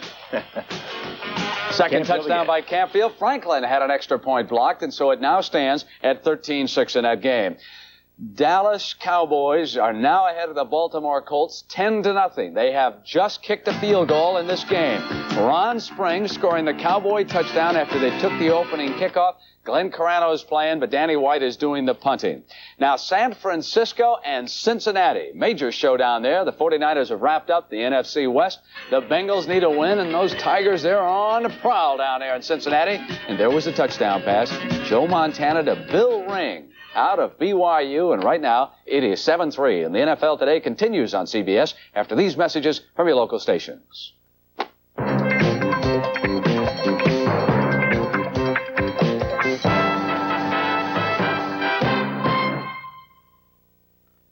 Tonight, Molotov. It's grand larceny at Archie Bunker's place when Stephanie's father gets caught stealing his daughter's money. And on one day at a time, can Barbara make dinner for her date? Hello. When she can't even handle breakfast? On Alice, Mel prepares his will. You're a living legend, and now you'll be a dead one, too. Then, I need your help on what to get Weezy for her birthday. New husband. On the Jefferson. Then on Trapper John. I found my mother, my real mother. Can Gonzo and Trapper keep a reunion from turning to tragedy? Tonight. This is CBS. What you want in a 4x4 truck is ground clearance at the critical point, the differential. If these bowling balls were rocks, they wouldn't clear the differential on this 4x4, or this one, or this one. But they clear the Datsun with the highest minimum ground clearance of any compact. Yeah. Datsun wins the clearance bowl. Datsun 4x4. From one customer to another, we are driven. Many have tried, but only one company can give you the sun captured in a light bulb. Durotest, light years ahead, shaping new technologies with caring hands and human ingenuity. Durotest, filling cities and schools with healthful light. Durotest, for longer lasting light. Light that saves energy. And light that shines in harmony with your health. Durotest, light years ahead. I'm Bill Marriott. When you're away on business, the last thing you want to do is hunt for a good restaurant. Well, at Marriott Hotels, we know a little something about restaurants. We started in the restaurant business 53 years ago. Very good. You see, it all comes down to who's in the kitchen. So a good many of our executive chefs are trained in Europe. I have to make sure we do things right. After all, it's my name over the door. A Kankakee High School musical extravaganza tonight at 10:30. Last spring, more than 1,500 University of Southern California students voted Los Angeles Ram president Georgia Frontiere one of the 10 most influential women of the year, along with Nancy Reagan, Barbra Streisand, and Mother Teresa. Now, you may not agree with that assessment, but she certainly is one of the most influential women in professional sports. And Connie Chung of KNXT was given a rare opportunity for a visit with this woman whose interests reflect her early career as a singer and her pleasure in writing verse. And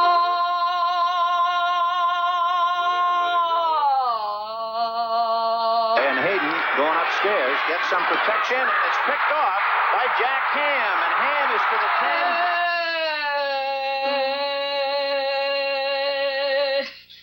Did I hit the right note? You did. Georgia always wanted to be a star, but this season, her show has folded. She was born Georgia Irwin in St. Louis. Her early life as a singer took her from Las Vegas to New York, and also through 5 marriages. Carol Rosenblum was husband number 6, a multimillionaire who left her the Rams when he died 2.5 years ago. Carol was a tough act to follow, and critics quickly gave Georgia bad reviews. As she took us on a tour of Ram Park in Anaheim, it was clear she is an easy target. What does that do to the legs? Building right up through the quad, right there. When you push off. Inner Boom, thighs? yeah, explosion. For explosion. Explosion? Yeah, coming off the line. Does that, so they can... Yeah. Well, that's the way it goes. Also, the possessory interest tax came up today. And I think we'll probably be appealing that. Is that all right to have on the television? It was in the newspaper. Oh, then that's all right. Privately, some players admit it embarrasses them when she tries to be one of the guys. Others say she is the owner and she can do anything she wants. But the older players think Carol Rosenblum would have found a way to keep Vince Ferragamo and quietly pay off Fred Dreyer.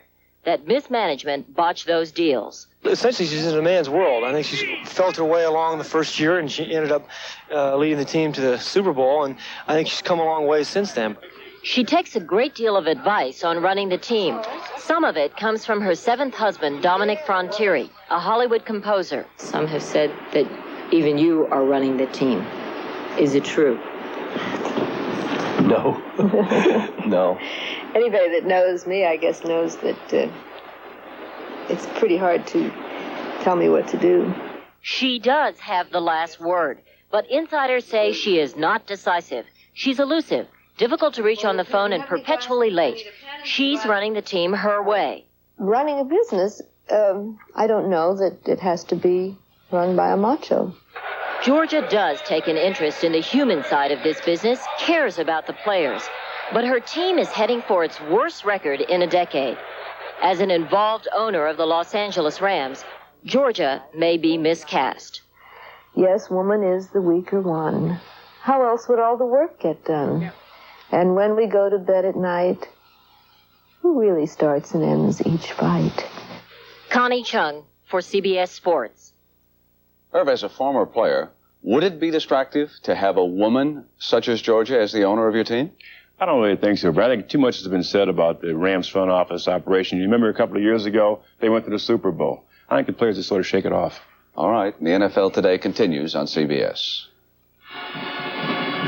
We are halftime here at Soldier Field in Chicago in a pivotal game for the Minnesota Vikings playoff chances. They went in tied for the Central Division lead in the NFC with 7-6 records with Tampa Bay and Detroit, and the Packers right behind. But the Bears have the lead 3-0 on John Rivetto's 29-yard field goal in a surprising game that has been really dominated by a superb Chicago Bear defense, particularly the pass rush, not allowing Tommy Kramer to get anything underway. So Minnesota has not gotten on the board. Chicago leading 3-0. Car's running great, honey. Right. Hey, the blimps behind us. Hey, good way to put it. No, it's for real. Well, it's real enough for me. I haven't had a lick of trouble since I got that tune-up at Goodyear. And you know, they've got over 1,300 service stores coast to coast. So you see, the blimp's behind us wherever we go. Hey, the blimp's behind us! Good way to put it. The kind of car care you've been looking for. One more reason Goodyear is out front, worldwide. Recently, a few extraordinary wines were entered in a prestigious international competition. Wines made from costly varietal grapes, harvested in some of the world's finest growing regions.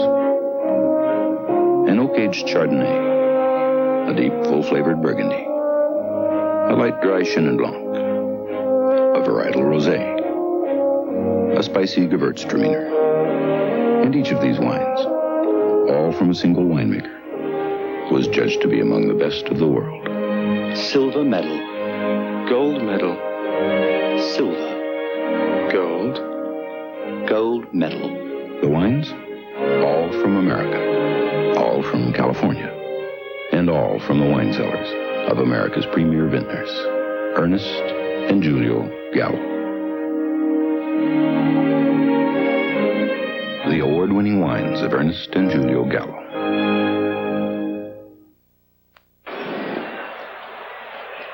Vince Evans was the starting quarterback for the Bears, and he was benched as we welcome you back to Soldier Field, Chicago. Dick Stockton and Johnny Morris. The Bears are leading the Vikings 3-0, and a big interception earlier in the game, and the start of the downfall for Evans. Here's a look at Vince. On the partial rollout, he threw into the double coverage here, got the interception. This came early in the ballgame. Finally, Neil Armstrong said, it is not Vince Evans' day. He went to Bob Avellini.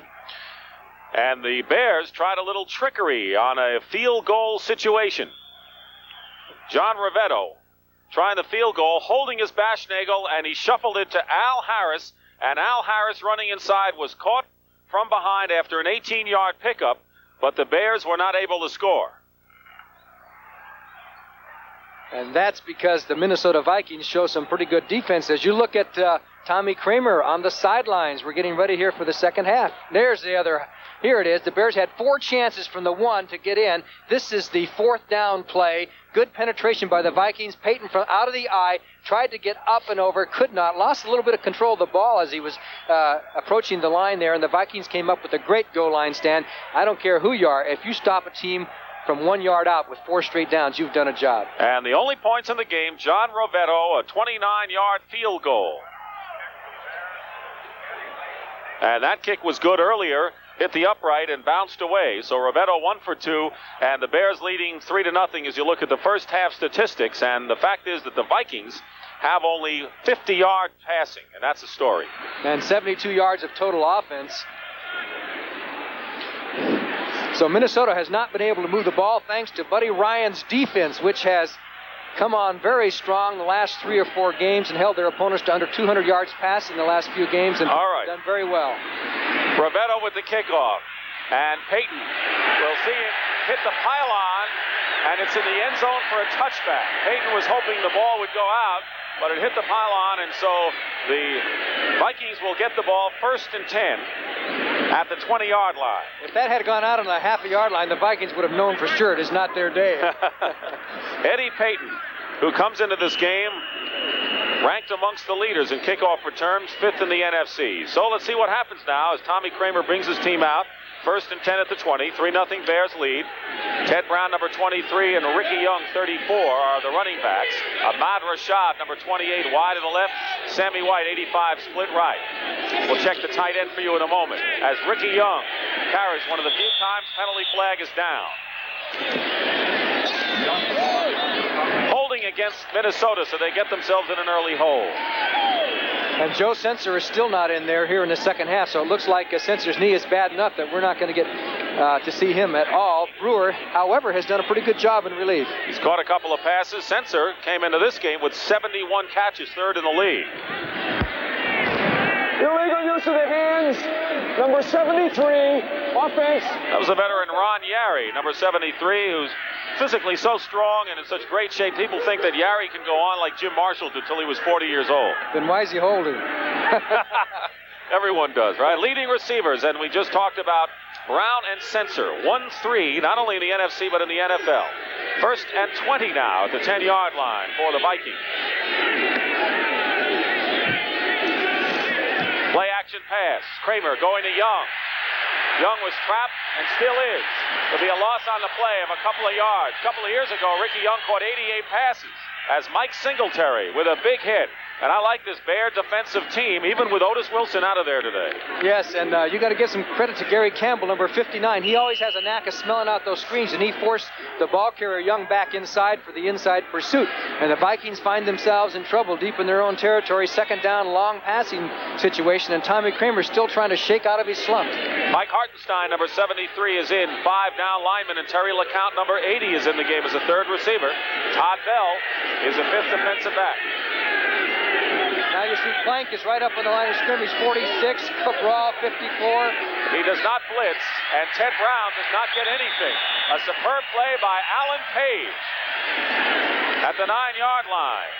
The Vikings just aren't able to pick up on the Bears' different stunts and crisscrosses and linebackers. As you look at Green Bay rallying over Detroit 14-10 at halftime. And next week, it is Detroit on Saturday against Minnesota. Green Bay plays at New Orleans on Sunday.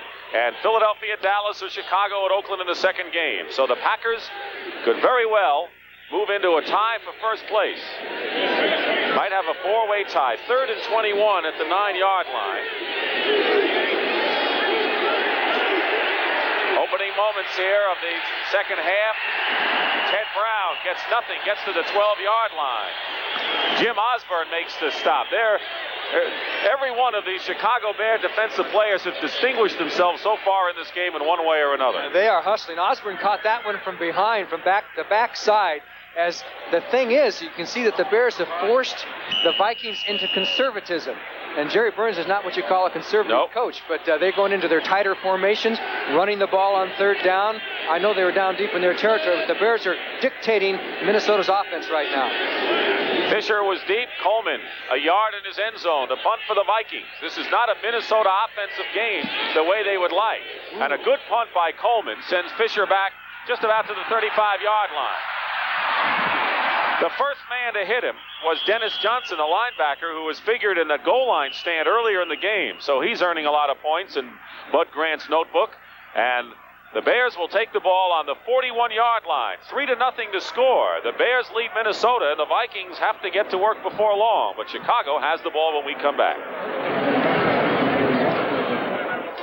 You are about to leave the world of ordinary cars behind and make the Eagle switch. The revolutionary 2-wheel, 4-wheel drive American Eagle. The only automobile that lets you switch from 2-wheel drive to full-time 4-wheel drive. From high mileage on the road to high adventure off the road. 2-wheel drive luxury to 4-wheel drive security. American Eagle. Now up to $1,000 rebates on selected new Eagles direct from American Motors. Radio Shack makes Christmas dreams come true. This mini phone you gave me will sure be great for the den. Super small size, push-button dial with a memory button that automatically redials busy numbers. An extra long 16-foot cord. And it hangs up when you put it down on any flat surface. Besides, we save even more when we own our own phone instead of renting it. And it's on sale for $39.88. Honey, I should have gotten you one for the kitchen. Well, you did. Built and sold only by Radio Shack, your Christmas electronics store. Thursday. Hello, I'm Johnny Cash. It's a heartwarming Christmas visit to Scotland with the Carter family and special guest Andy Williams. Join Johnny Cash Thursday. The Honey Bears are having fun here as the Chicago Bears lead the Vikings 3-0. The Bears kept the ball on the ground. 30 of their 39 plays have been running plays. Peyton with 75 yards and 20 carries leads. Suey has 44 yards, and that's just about what they like from their fullback. 1st and 10 at the 41-yard line for Chicago. Walter Payton gets a couple, and that's all. Trying to crack the middle. Albrecht was blocking ahead. Jeff Seaman makes the stop. So Bob Avellini quarterbacking now. As we just told you, the rushing plays, and what's surprising is the fact that the Vikings have run more than expected. 14 rushing plays to 11 in the air. The Vikings don't do that very often, but right now it's Chicago with the ball. 2nd and 8. Marjoram and Watts, the wide receivers. And coming up strong to the line as Payton finds an opening off the left side and gets to midfield, short of a first down by 1 yard. Jeff Seaman once again makes the tackle. As we said, now that the Vikings are using the 3-4 defense, Seaman has more of a chance to play, as Walter Payton now is close to the 80-yard mark. Mike Cobb comes in. 2 tight ends along with Robin Earl. So the rushing leaders, Payton and Brown, with Rogers leading. Payton would now be over 1,100 yards. 3rd and 1 at midfield. Payton does not have the first down. He is stopped short. Vikings have been awfully tough on the short yardage wherever the ball has been, either midfield or goal line. And it's going to be 4th down. I don't believe the Bears made it. A good second effort by Payton, but he had a little bit too far to go. Now the Bears will be forced with a choice.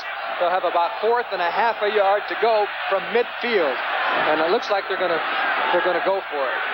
Emery Moorhead made a move to come on the field and then was brought back, but they're going to measure first to see exactly how much they need as you look at Payton's work so far. I would go for it, wouldn't you, with the way even if they don't make it, the defense has been playing so well that with the odds that you do make it with a half a yard to go, they're not going to go for it. Boy, me and my logic goes right out the window. You know, the Bears are 3 and 10, like you pointed out, and they have a lead, and their defense is playing good. And there you see, talk about defense, what Minnesota did. You're right. They don't allow Payton to really get ahead of steam, to leap at the goal line or get anything going at the line. So punting will be Bob Parsons, who was sensational against Dallas, but his average is only 28 yards right now. Eddie Payton is deep. The Vikings are leery. Yeah, he's passed. A good kick. And it bounces at the 10. Todd Bell is there to down it at the 4-yard line. Well, if the Bears defense continues to play like they have played, they have the Vikings in a pretty good hole now. 10 minutes and 37 seconds remaining in the 3rd quarter. A 47-yard punt, no return. It'll be 1st and 10 Minnesota when we come back.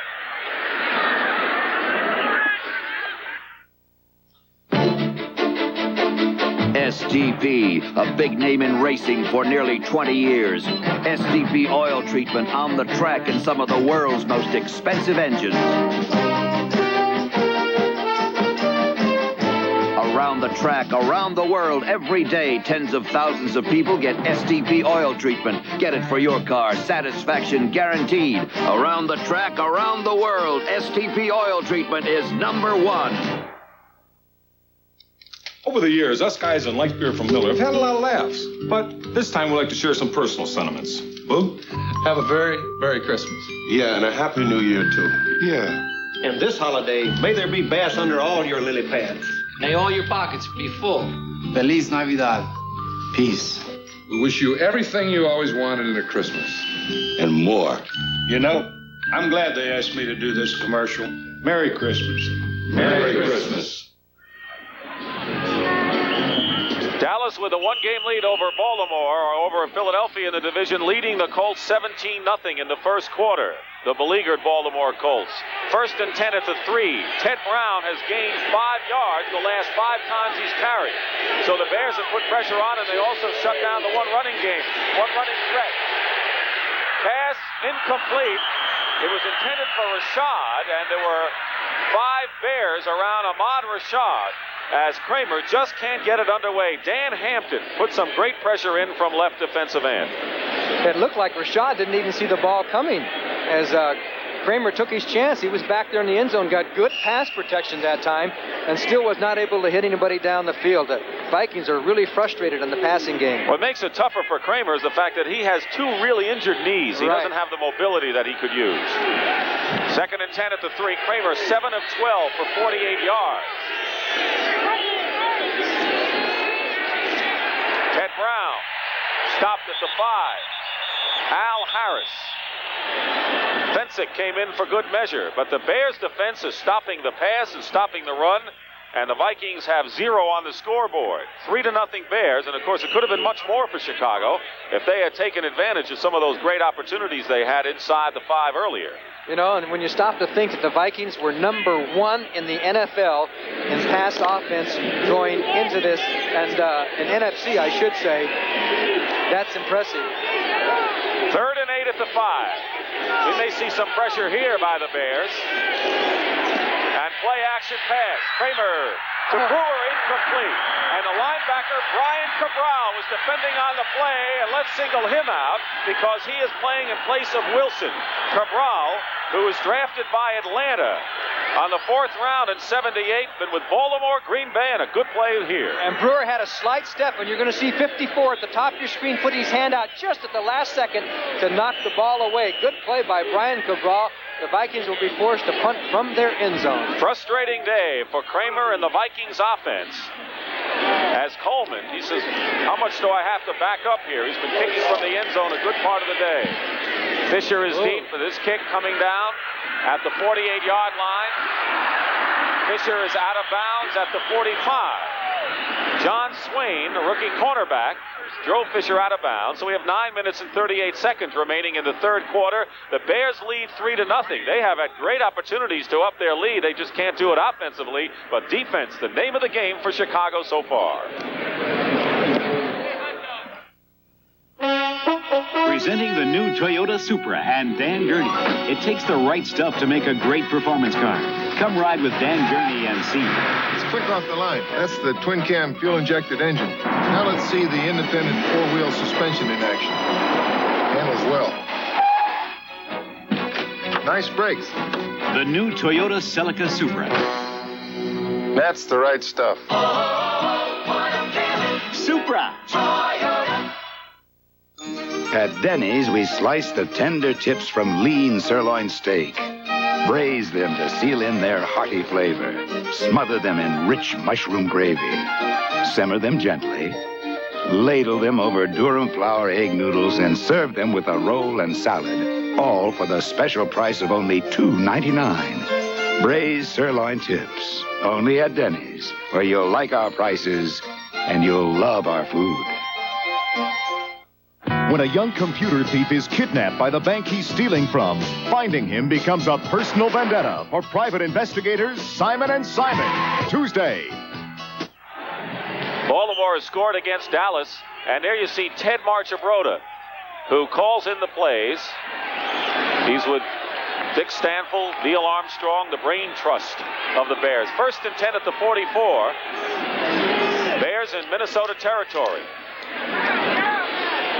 Matsui inside the 40, and a good pickup for Matt. Matt Blair makes the tackle. Sui has done pretty well the times he's been called upon today, John. Yes, he has. He's a good hard-nosed runner. He's nothing like a Payton, but he's a good counterbalance to Walter Payton. Whenever Payton's running for 80, 90 yards, you got to figure your other back is going to get some yards when you're handing the ball if your offensive line is blocking. 2nd and 4 at the 38. The Bears today 2 for 7 for 12 yards. That's their passing story. Bashnagel came in with the play. He's with Watts, but they're going to run it. Payton dives forward inside the 35-yard line and very close to a first down before Mark Mullaney, who had a sprained ankle and has started and played this game. So it'll be very close to a first down, short by about a yard, as Mike Cobb, the tight end, comes in with the play. Now you get a good look at Bob Avellini, who was the Bears starter for 3 or 4 years before he was beaten out of the job, and now the last couple of years has been the number 3 quarterback. Mike Phipps is out. Now, what does this mean for the rest of the season? The team is moving a little bit better under Avellini than it did Evans. 3rd and 1 at the 35-yard line with 8.5 to play, 3rd quarter. Payton trying to get the first down, does. And he gets to the 30-yard line, and Scott Studwell was set back a couple of yards by the hard-charging Walter Payton. So Tom Landry said it on Thanksgiving Day. Payton is the key to this ball club, and he's proving it again this afternoon. Okay, Matt Sui, 26, is leading the way. Sui throws a block on John Turner, and it was Studstill who made the tackle. Did I say Studstill? Remember him from your days. Yes. Detroit Lions. 1st and 10 now at the 29. Bears leading 3-0 and driving here. Avellini, his pass. Bashnagel Incomplete. Matt Suey is the only Bear to catch a pass today. He has 2 receptions. So none of the wide receivers have caught a ball as Watts comes in. So they're really used just to bring in plays the way it's gone. Well, Ricky Watts brings a play in to Bob Avellini, and I have a hunch they're going to go to the air this time. 2nd and 10 at the 29. As Doug Martin comes in to join Mulaney, White, and Holloway up front. Peyton is in the slot right now. To the top of your screen, you have Watts and then Peyton. 2nd and 10 at the 29. Suey, the lone back, and gets it on the draw play. And the Vikings read that perfectly, and they turn it into a 1-yard gain. Matt Blair and the Vikings defense, as we pointed out at the top, the strength has to be the linebacking core, with Blair, a big play man, and Fred McNeil outside and some toughies inside, and Seaman and Studwell. The Bears may win this game, but they certainly aren't very much fun to watch.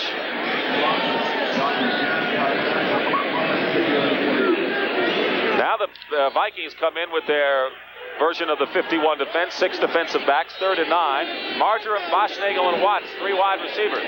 Avellini from Maryland. On 3rd and 9 at the 28-yard line. Blitz. Here comes a blitz, and he's not going to get rid of it. Matt Blair coming in on the blitz, and the Vikings putting more of a blitz in this game, timing it right, and they dump Avellini back there, so it'll be 4th down. Number 59, look for Matt Blair. He comes off at Duck White, 72, gets by Emmanuel Zanders, and puts the block on Avellini. 2 Bear linemen, Zanders and Neal, ended up blocking 1, while Matt Blair got through slick and clean to make the sack on Avellini. That's the 3rd sack of Bear quarterbacks this afternoon as Parsons kicks it, and the flag is down. So we have a penalty, and that kick will not count. Jerry Markbright, the official, and people, as you normally see in this case, pointing all over the place.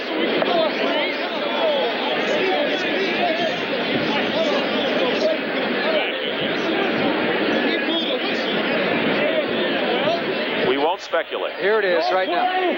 4th down. No play. I guess they're right.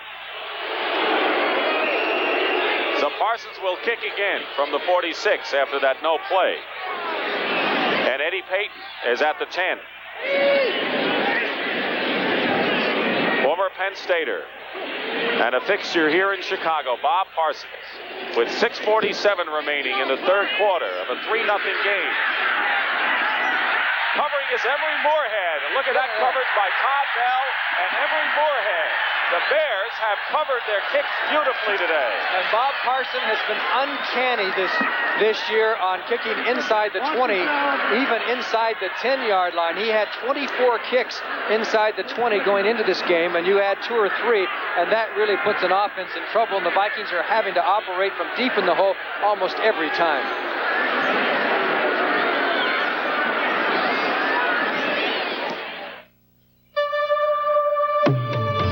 Prepare yourself for a little shock. This year, many traditional full-size cars are no longer full-size cars. This one is Marquis from Lincoln Mercury. Marquis gives you all the comfort you need, plus the kind of smooth ride that makes driving a pleasure. Marquis from Lincoln Mercury. Can you see yourself riding in anything less? Opening now at Sears, a Christmas of red ribbon value. Save $60 on this 19-inch color TV.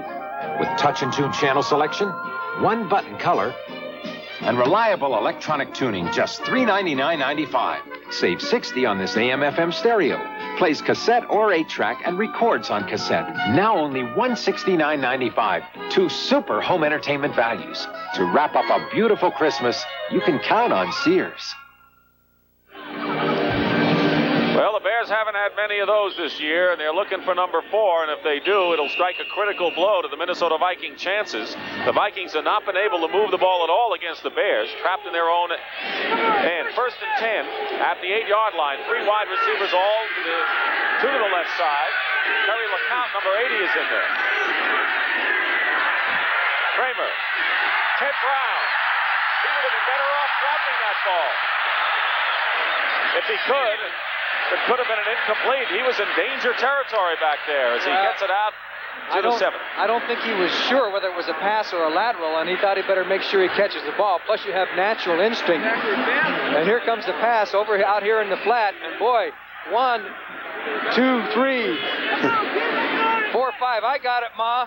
And then he almost got himself into safety problems, and it's Dan Hampton got a hand on him, and Brian Cabral, 54. The Vikings just cannot master this Bears defense. Now they're doubling over here. Ricky Young come back. 2 wide receivers to the left, 2nd and 12 at the 6-yard line. Kramer, pass to Young at the 14. Fensick and a penalty marker down at the line of scrimmage. Fensick makes the tack on Ricky Young. And holding against the Vikings. So whenever the Vikings have anything going, it's all nullified by a holding call, and that's because the Bears may be causing that. I'm not sure about this, but aside from the first possession there when he threw that interception, I don't remember the Vikings being outside their 10 or 15-yard line this whole football game. No, they were driving, and when Kramer was hit and fumbled the ball, that was about as close as they've gotten to getting anything today. Right, that was at the beginning of the game. First series. Yeah, since that time, it was just that one time he had that interception. There you're looking at the Minnesota possessions, and that tells the story graphically. Because after the second down, other than a 20 and a 35-yard series, the most they have gained is 16. 2nd and 15 now at the 3-yard line. Brown has caught 2 passes coming out of the backfield from -2 yards. Young has caught 1 for -1, so maybe they ought to go to the outside guys, and Terry LeCount, number 80, is in there. At the 3, 2nd and 15. 5-1-6 alignment defensively for the Bears. Pressure on Kramer, and Terry LeCount. Incomplete. He almost made a brilliant one-handed catch, and Terry Schmidt with him step for step, and LeCount almost got him out of a hole. Terry Schmidt one-on-one with the jam, and then he runs with him, and he's there stride for stride. The pass was right up and over. Almost a sensational catch there by LeCount, but he couldn't hang on to the one-handed grab, and the Vikings now have a 3rd down passing situation. And this is a kind of a case where the Bears are not afraid to blitz even down here. Now, we have seen, of course, the Bears blitz inside all season long with the safeties, but they have blitzed a couple of times outside. Would they do that here? They might do that here, but I would imagine they have to get to the 18 for a 1st down. I imagine they would drop the people off. 3 wide receivers. 3rd and 15 out of the shotgun. Kramer completes the pass. Terry LeCount has a 1st down at the 25-yard line. Bruce Herron, the linebacker, pushed him out. So Kramer finally hits a pass that gets the Vikings out of trouble to LeCount, the former 49er. The Bears did drop off, and this was a perfect pass as Kramer hit him right in stride, heading for the sidelines. As Brewer had cleared the zone, Clown had come down and out, and it's a 1st down for Minnesota. A little breathing room for Tommy Kramer. Ricky Young returns to the game. And Rashad to the left, Sammy White right. 1st and 10 at the 25. 5:28 remaining in the 3rd quarter. Kramer's percentage isn't bad today, but he hasn't gotten the yardage. Play action, and a blitz coming in, and the pass is up for grabs. It is incomplete, intended for Sammy White. And pressure put on by Brian Cabral, the linebacker. They put the little blitz on there, and I think he got his hand on Kramer's arm just as he threw the ball, and enough to deflect the pass, and so that it had no zip on it. It was up for grabs there for anybody to catch. It was in the area. So LeCount comes back in for the Vikings. Terry LeCount, 6th in receiving, but he has 2 touchdown receptions, and they flood the left again. 6 defensive backs, and they too flood the side. 2nd and 10 at the 25. Brewer, the tight end, in motion. And out of the shotgun, the pass is caught by Brewer, who is crossing over from tight end. He'll be short of a 1st down by about 2.5 yards. It'll be 3rd down. They bought flank from the backside with the big blitz, and you may notice that the Bears are not running their people on until the last second to change their defensive alignment, so that the Vikings can't count on what they're doing defensively. And this is part of that inside game we knew it would happen with Armstrong, the former Viking assistant coach, and Bud Grant. These clubs know each other so well, they try to change things. 3rd and 2 at the 33. Hartenstein in there is the 5th lineman. Quick release. LeCount incomplete. Terry Schmidt is watching Terry LeCount. Kramer looking for an interference call, but will get none of that, so it'll be 4th down. I think the ball ricocheted off of LeCount before Schmidt made the hit. Now here's Terry Schmidt, has to cover him one-on-one. The ball hit him right there in the arm, and then Schmidt makes the tackle. Good call. The Vikings will be forced to punt. And this is one of these games in which the defense comes off and says to the offense, see if you can hold it. Yeah, do something with the ball when you get it. Okay, I got you. Fisher is back at the 20-yard line. Punting is Coleman with 4:37 to go in the 3rd quarter. And a long count. They have plenty of time, though. High snap. Decent kick. Fisher at the 21. Gets to the 31, and that's all. And I think it was Mike Singletary, his own man, who made the tackle on that play. But the Chicago Bears have the football. John Swain makes the play. So the Bears offense is on the field. The defense has really gotten them where they are right now.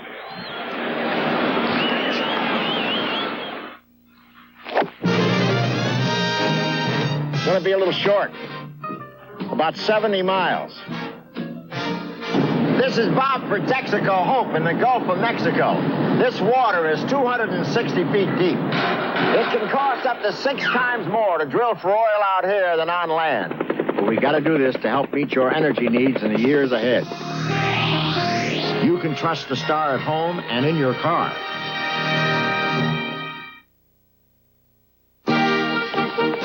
Toyota asked to compare their new long-bed sport truck to our Jaguar XJ6. And we laughed. Granted, the Toyota truck is well appointed. I say, 4-speed automatic overdrive. Handles most nimbly. Still, we laughed. Until Toyota told us we both had to carry a piano. Oh, what a feeling. Feels like a car, works like a truck. Saturday, get into the spirit with NCAA basketball on CBS Sports. Wake Forest meets Marquette, and USC takes on Long Beach State in regional action. Saturday on CBS Sports. NCAA basketball next Saturday. NFL football today and next week. On Saturday, the Minnesota Vikings against the Detroit Lions. But for the game to mean a lot to the Vikings, they've got to overcome the Bears this afternoon. The Lions are in a struggle with the Green Bay Packers, who play New Orleans next Sunday in New Orleans, as the drama builds. As the NFL on CBS coming to the end of the season. Week number 15 next week. It all starts with the NFL today. Quiet Bud Grant on the sideline. What a great job he has done year in and year out, no matter what the material. They've had a transition, and they've come back. They won the division last year. Contending here, but the Bears have it 1st and 10 on their 31-yard line. And a play action, and down he goes. Avellini is hit by McNeil, who is coming in along with Randy Holloway. 4th sack, Johnny. He came right from the backside to the way the screen was going to go, and Avellini turned to throw out there on the wide receiver screen, and there was Freddie McNeil, number 54, right in his face. The Vikings playing some pretty good defense of their own. They sure are, and there you see the tail end of that play, and McNeil all the way here. There he is, number 54, and Avellini knew there was only one thing he could do, was cover up. 2nd and 15 at the 26 with 4 minutes remaining, 3rd quarter. Peyton up the middle. Studwell and Blair make the tackle. So it'll be 3rd and long yardage now as Avellini waits for the play to come in. And Robin Earl comes in with it, number 81. Peyton has rushed for about 95 yards. So he's 5 yards away from another 100-yard effort. Now Peyton is up in the slot, so he is likely to be a receiver here down the field and across. And the Vikings are looking at him there. 3 and 12, 3rd and 12, and on a draw play, Suey busts forward, and Suey is short of a 1st down. Gets to the 39-yard line. Jeff Seaman makes the play, but the Bears are short, and Bob Parsons will come in to kick the ball away. This reminds me of the old days of Woody Hayes in Ohio State. 3 yards and a cloud of turf. That's what it is. So here's Parsons, who has kicked 2 out of 3 inside the 20-yard line. He has just done the job, pure and simple. Eddie Payton, back there, the older brother of Walter.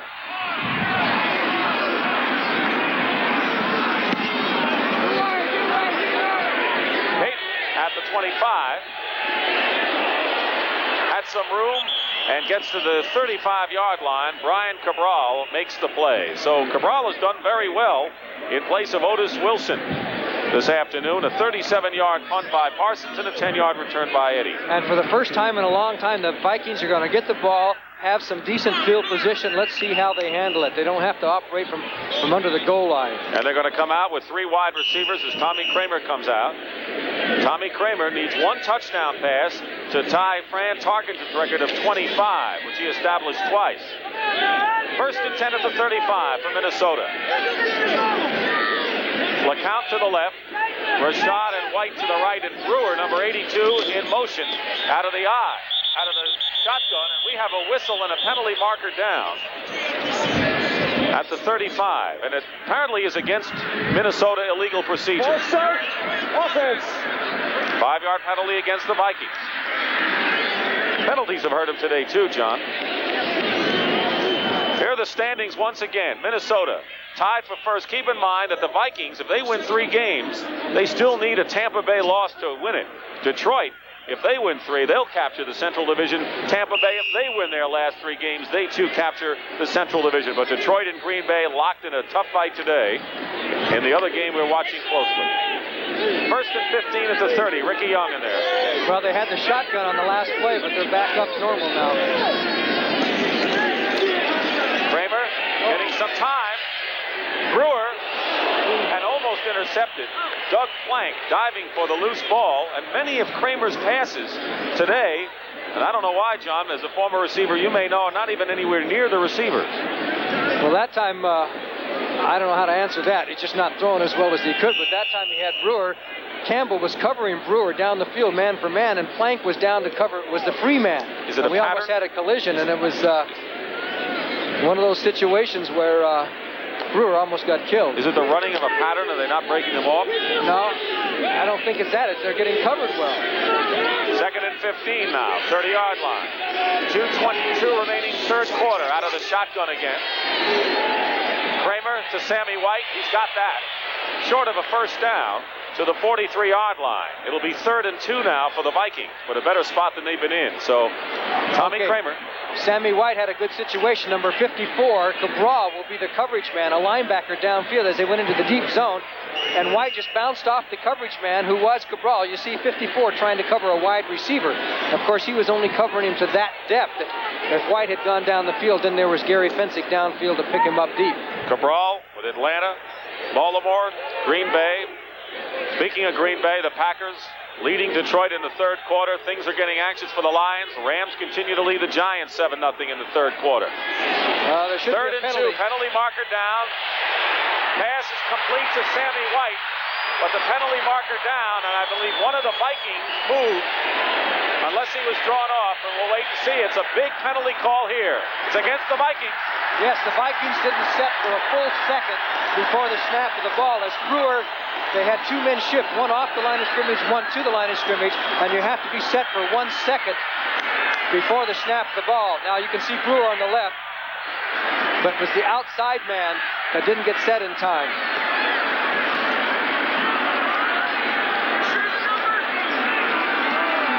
Jerry Markbright. Illegal motion. Offense. 3rd down. 3rd down. The Vikings have been sabotaged by penalties throughout this game. As you look at the Cardinals leading New Orleans, 25 yards, 5 penalties, but they've come at bad times. Philadelphia with a touchdown lead over Washington. That game is at halftime. San Francisco, they've already clinched, leading Cincinnati 14-3. Steelers are hoping for a Cincinnati loss. New England, Miami tied, third quarter. Right here, it's 3rd and 7 at the 38-yard line. Brewer in motion. Shotgun. And Kramer drills it. And there might have been some bumping, and there was. Terry LeCount was hit. Terry Schmidt, number 44, bumped into the account before the ball got there. I think that's going to be the call. And look at this Bear crowd. They are silent to a man. Automatic first down. LeCount got hit with the ball headed toward him, and Gary Fensick from Yale pleading his case. Defense. It's on Schmidt, but Fensick is pleading the case, and if you want anyone to do it, Fensick's the man. I think Fensick is arguing that it was away from the play. Let's take a look at the call here. Top right corner of your screen, you're going to see number 44, Schmidt, right there with the collision with LeCount. And I believe that Fensick was saying the ball was already passed before he hit it. I think it was a good call. 1st and 10 at the 42. Brown doesn't. Penalty flag. Ranieri, number 73, may have moved too soon. Vikings are out of sync. Offense. The Vikings are out of sync, particularly when they go to that shotgun, it seems. The Bears are moving around and changing their defenses so much that they've got the Vikings just completely kind of rattled. They just don't know how to handle it. False start, number 73. Offense. It's Ranieri, as you pointed out, Johnny Morris, as we're going to take a look at it right again. Right side of your screen, just to the right of the goalpost there. There, he makes the move a little bit too soon, and another mistake. Good point about the Bears trying to confuse the Vikings. That's the game within the game aspect we have in this long-time rivalry. 2 wide receivers to the left, 6 defensive backs for the Bears. Fisher and Bell. 1st and 15. And the pass is caught by White. And he's close to a first down. Gary Fensick hit him hard, but Sammy White, the 3rd all-time receiver for the Minnesota Vikings, may have a first down for the Vikes, who trail 3-0. The Bears had that one covered, but you're going to see 25, Todd Bell, fall down and slip. As Kramer threw into the double coverage, you'll see 25 in the picture. He fell down at the last second right there, or he would have had an interception. And but White was left open there, and it's going to be very close for a first down. But the Bears had it covered, got a break. The Vikings did. Bud Grant is 28-1 against the Chicago Bears, so he's had things pretty much his way, winning 20 of 29 games.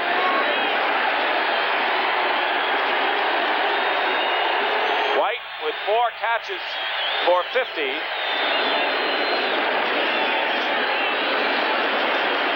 So we have a first down. There's a fan out there. Well, that's it.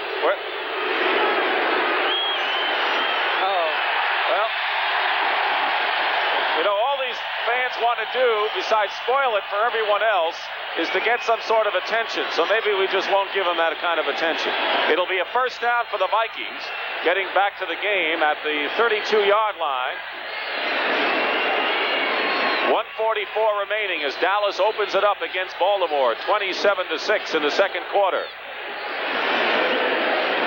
Dick Stockton and Johnny Morris here in a pivotal game for that man, Tommy Kramer, and the Minnesota Vikings. And the Bears lead at 3-0 on a field goal by John Rivetto from 29 yards out toward the tail end of the second quarter. That's been the scoring in this game, believe it or not. And we're still not ready. Green Bay Packers now with a 21-10 lead over the Detroit Lions.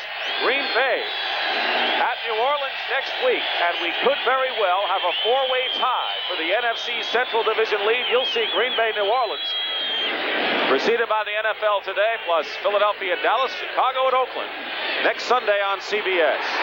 1st and 10 at the 32 for the Vikings.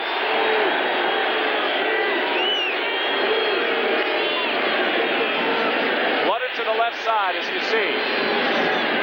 Ted Brown, penalty flag.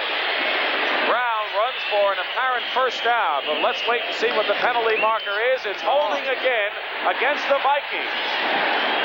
And the penalties have ruined the Minnesota Vikings anytime they've had any offense generated today. They had a lot of penalties going into this game. I believe they had 92 penalties into the game. The Bears had 95 as Bud Grant.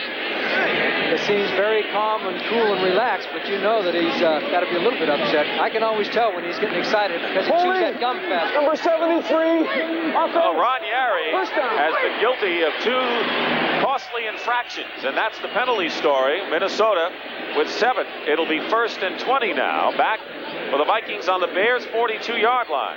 That's the situation that the Chicago Bears like on defense, to get you in that long passing situation, because the Bears have allowed only 44% completions on 2nd or 3rd and long situations.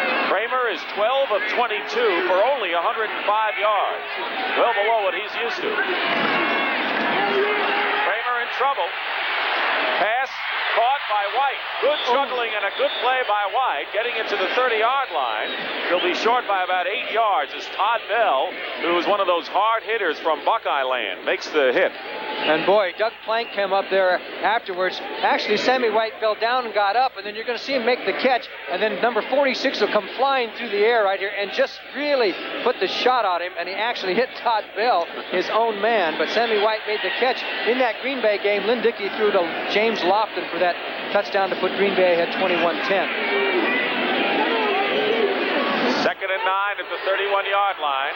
White caught 6 passes last week. He's got 5 so far today.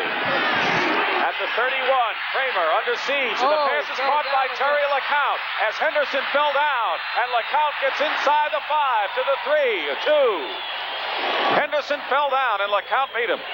Reuben Henderson lost his footing. He was there on the coverage. That's twice that's happened. It's really fortunate for Minnesota.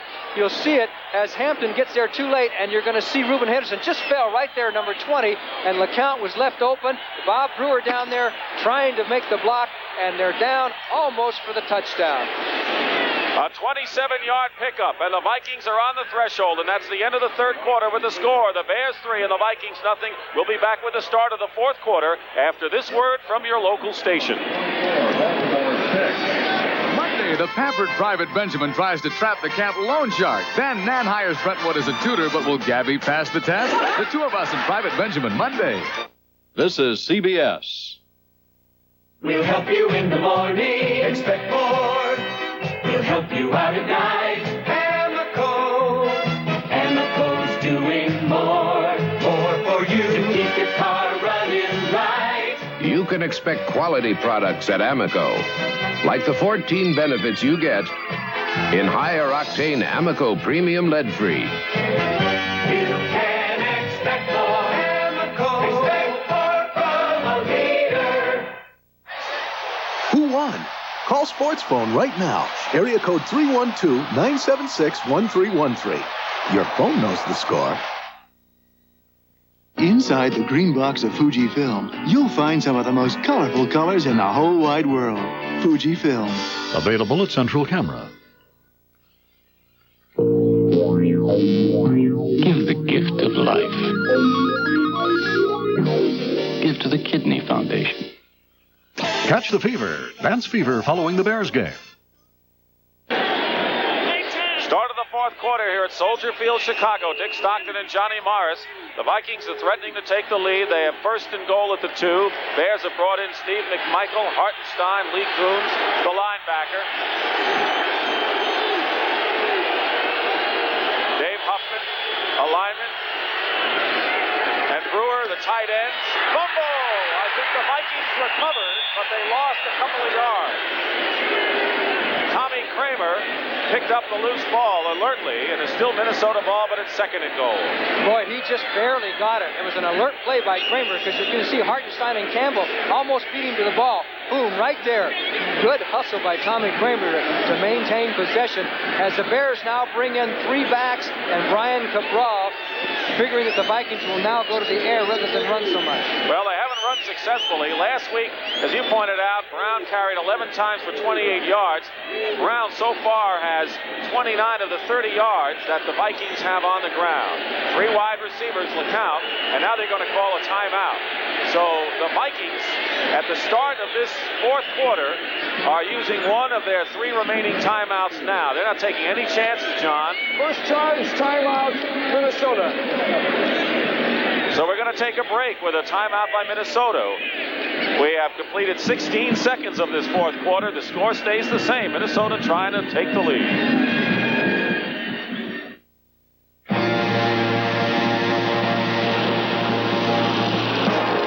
Cutting a ship out of a mountain of steel, and you don't stop until you hear that sound.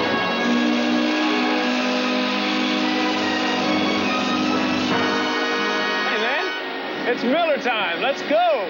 Miller time. Time to head for the best tasting beer you can find. Miller High Life. If you've got the time, we've got the beer. Miller beer.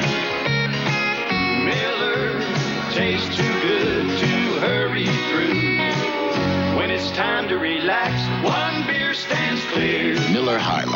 America's quality beer since 1855. If you've got the time, we've got the beer. If you've got the time, Miller's got the beer. Catch Bud smiling. That's CBS, but I don't know if Bud ever smiles. Certainly not right now as he talks to Rashad on the sideline. Second and goal at the 3-yard line. They may be talking about a future pattern they have in mind. Right now, the Vikings are trailing 3-0, trying to take the lead. Sammy White is the lone split man off to the left side. Young and Ted Brown, 2 tight ends are Huffman and Brewer.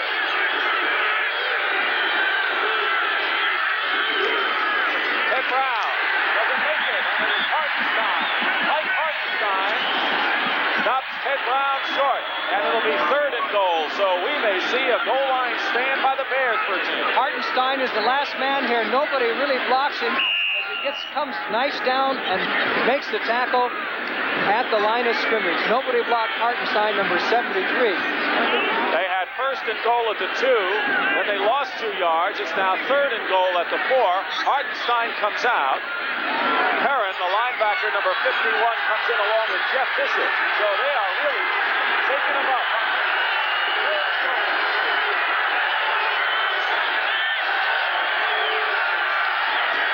Kramer, touchdown. Ahmad Rashad. And just moments ago we saw Bud Grant talking to Rashad, who has caught the touchdown pass to put the Minnesota Vikings in front. A nice pass by Kramer. Terry Schmidt, 44, jams him, is right with him as they're going across the line, but the pass comes in right there to the inside, and there was nothing that Schmidt could do about it. Kramer hit him right on the dime, right in the stomach. Ahmad Rashad for the touchdown. 7th touchdown reception of the year for Ahmad Rashad, the all-time Viking leader. And for Kramer, he has tied Fran Tarkenton's record of 25 touchdown passes in a season. Dan Meyer attempting the point after. He scored holding. And the kick is up. It's good. And Minnesota, after all this time, finally gets on the board. And it was not easy. So we have a lot of time to go in this one. Stay close because of the importance of it. Minnesota, however, leading the Bears now 7-3. There's a new starlet here on Broadway. Introducing the 1982 Toyota Starlet, a Toyota born small to kick the gasoline habit. To kick the gasoline habit with more miles per gallon. More miles per gallon of gasoline than any other Toyota. The 1982 Toyota Starlet. Its mileage will light up your life. Starlet. If your morning shave has turned into a nightmare, gotcha. Wake up to the exclusive twin-action Norelco Rotatract razor. Inside, 3 floating heads. Twin-action grips and raises hair up. Then razors hair off, closer than ever. For twin blade closeness without a nick or cut, the twin-action Norelco Rotatract razor. Cord or rechargeable. Because for close shaves, there's no action like twin action. Start your football day with a complete look at all the sports news, college and pro highlights. It's America's most watched pregame show. Sundays, it's the NFL Today. The Vikings leading 7-3 here at Soldier Field. The Bears have not thrown a pass to a wide receiver all day. Maybe they'll start now. Ken Marjoram caught 10 passes against the Vikings the last time these two teams played. Has hardly seen the ball since then as you look at Emery Moorhead back there to receive the kickoff. Emery Moorhead will be at the 10-yard line.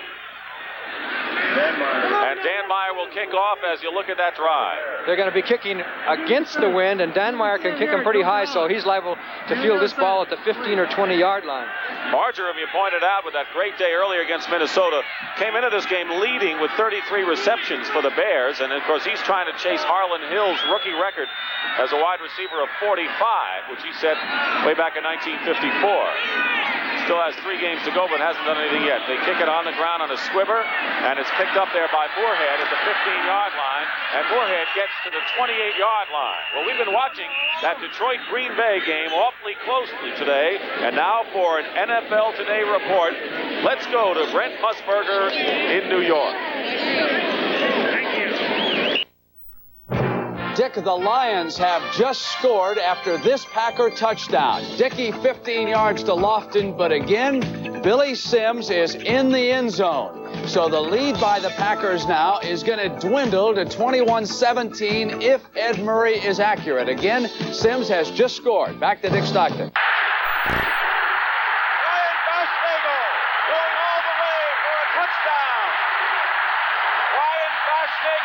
Touchdown pass from Avellini. And so, we have so much going on, Johnny Morris, in the Central Division of the NFC, and we know the fans want to know what's happening in Detroit at Green Bay. We got action happening simultaneously as Baschnagel, a 72-yard play from Avellini. Just a hitch and go. The fake of the short pass from Avellini, and he was long gone as John Turner went for the fake. And Baschnagel all the way down the field. Nobody could catch him. Touchdown, Chicago. The Bears have the lead. And Turner, his face has got to be red today because he really went for the hitch. He went right up for it. Baschnagel will hold for Rivetto. And the third touchdown reception for Bryant. And the first reception by a Bear wide receiver this afternoon. And Chicago, dramatically and stunningly, have come back. Penalty marker down. Let's wait and see.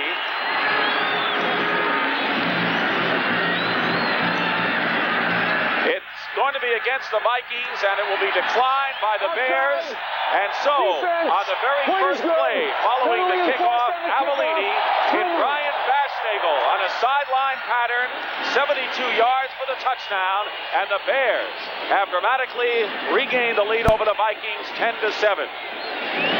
Now you lock at the top of your screen. You have to wonder if Turner thought he had help deep because he came up so quickly for it. And Baschnagel was all by himself, and there was no way that anybody else was going to get there to make the tackle. Kurtnoff had no chance to get him.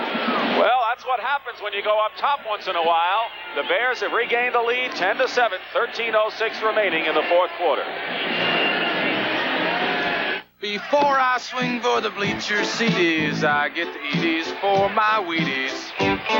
Before I slam my gorilla donkeys, I get the Edie's for my Wheaties. The Edie's for Wheaties, that undeniable, irresistible urge for the crispy, crunchy, whole wheat taste of the breakfast of champions. Before I put on my little cleaties, I get the Edie's for my Wheaties. Part of your good breakfast. Good service isn't giving people what they expect. No, it's giving them more than they expect. Avis knows that. So when you make a reservation, Avis makes a commitment, and they honor it. Morgan? See, even if you're 6 hours late, now you might be willing to pay a little more for this service, but at Avis you don't have to. Trying harder is still the best way to do business. Baschnagel from Ohio State started his career with the Bears as a cornerback, and people have been wondering why don't they throw to him more. They haven't looked to him in recent weeks. Well, he caught more passes when he had the broken wrist, but he's got to be happy now that he's got himself a long bomber. They talk about Baschnagel can't get deep. He got deep on that one, 72 yards for a touchdown. And because of the penalty after the play, they mark it off for the kickoff, and so Rivetto will boot it from the 40-yard line. Plenty of time to go, and we've had more action in about a minute than we've had through most of the game. And kicking from the 40, and with the help of the wind, Rivetto kicks it almost out of the end zone. So it'll be a touchback, and the Vikings will take over 1st and 10. And, Johnny, I think the kind of game we have now is that we're maybe ready to see the aerial show. I think the Vikings will definitely not try and make the running game go now. I think Kramer's going to go to the air, and they're going to try and move the ball down the field. That's what they do the best. As you look at the Green Bay-Detroit game now, 21-17, third quarter, Billy Sims scored for Detroit. As Brent reported, as we were seeing the Green Bay touchdown, quickly told us that the Lions had come closer. 21-17, we'll watch that closely. 3 wide receivers for the Vikings. 1st and 10 at the 20.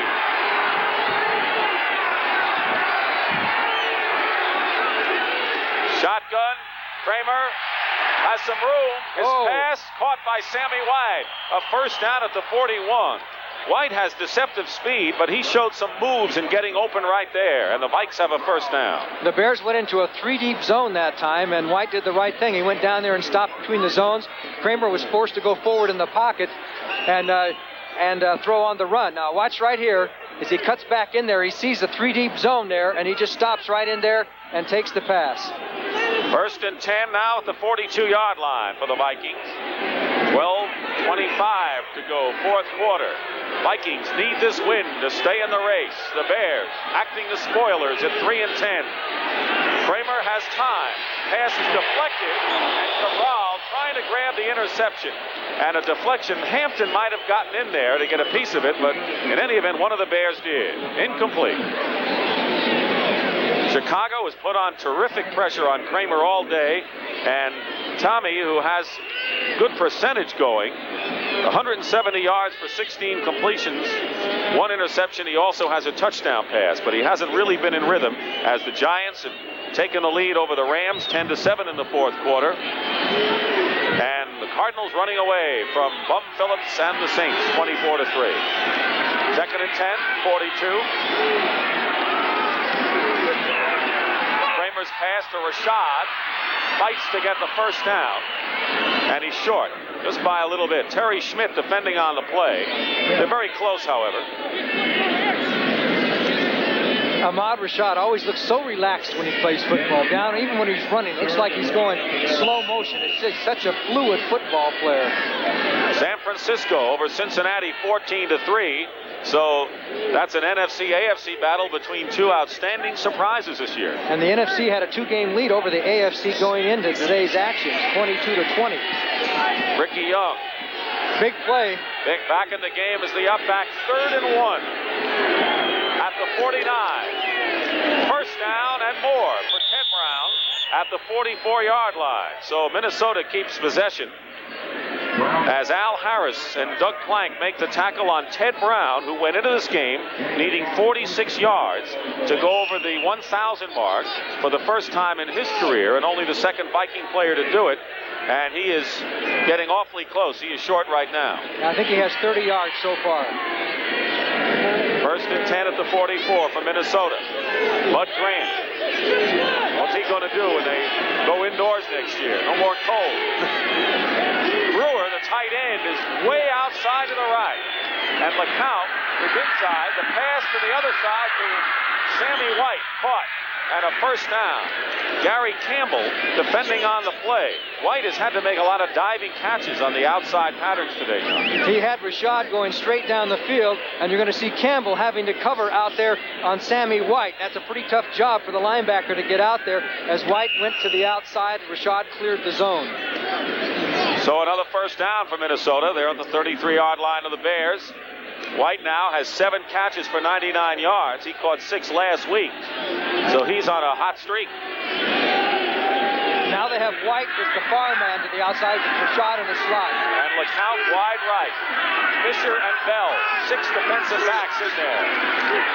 The blitz is foiled and the pass is overthrown as Reuben Henderson is defending against Ahmad Rashad. Henderson did a great job against Jefferson. He's had some tough ones to watch this year, and he has come through virtually every time. Look at this score. Washington 15-13 over Philadelphia, fourth quarter. The Redskins going into that game were 5-8, Philadelphia 9-4. You know, Dick Vermeil gets his club up whether the opposition is tough or easy. And it's tough to see a Vermeil team at this stage lose 2 in a row. They're in jeopardy. Second and 10 at the 33. Bears lead it 10-7 on the big strike from Avellini to Basnagel. And here comes the blitz. And Kramer is hit, but LeCount takes he's out of bounds. LeCount is out of bounds at the 25. And tremendous pressure as the Bears were blitzing. And Osborne came in and just about got to Kramer as Kramer got rid of the ball. That was a great play by Kramer. The pass was incomplete, but he did a heck of a job because as soon as he got the ball, there were 2 or 3 Bears, and the blitzers were right on him, and he only could give it an arm throw, and he got it there. Now you want to see somebody staring you in the face? Here they come. He looks up, and here come the Bears. There's Jeff Fisher, 24. There was Jim Osborne, and he got the ball off. Third and 10 at the 33. Bears are Bears showing a blitz again. And Bears are coming in. They had a game gone with their lineman, a pass, Sammy White. And they call it a completion. And a first down at the 20-yard line. Sammy White has been open. That's his 8th reception of the day. And Kramer made the play. The pocket surrounded him. He came forward, took the 2 or 3 steps forward, which allowed White to find that open spot, and he didn't hook out. He hooked in. Todd Bale thought he was going to hook out, and there it is. He made sure of the grab. Todd Bale, 25, makes the tackle. And a graphic example of how a good receiver can turn a defensive back inside out, and that's what Sammy White did to Todd Bell. 1st and 10 Vikings. They're moving the ball the way they like it now, quickly and through the air. They're at the 20-yard line of the Bears with 10:20 to go in the 4th quarter. Single back is Ted Brown, but Brown trying to get away. Still going. And now driven out of bounds by Gary Fensick. Talk about resiliency. Ted Brown showed it there. Yeah, he earned those few yards that he got. He gave it all he had. He took a shot from Todd Bell there. Somewhere along the way, along that run, it was a punishing shot that he took, and it just straightened him up, and he kept on running. Ted Brown, who plays hurt. He's been hurt a lot. He's had a knee problem, a lot of little hurts, but he is a player that has gotten the reputation now of being able to play hurt. First-round draft choice in his 3rd year from NC State. Hartenstein comes in now. 4 down lineman, 2nd and 8 at the 18. Brewer moves back in to wingback. Kramer pass is intercepted.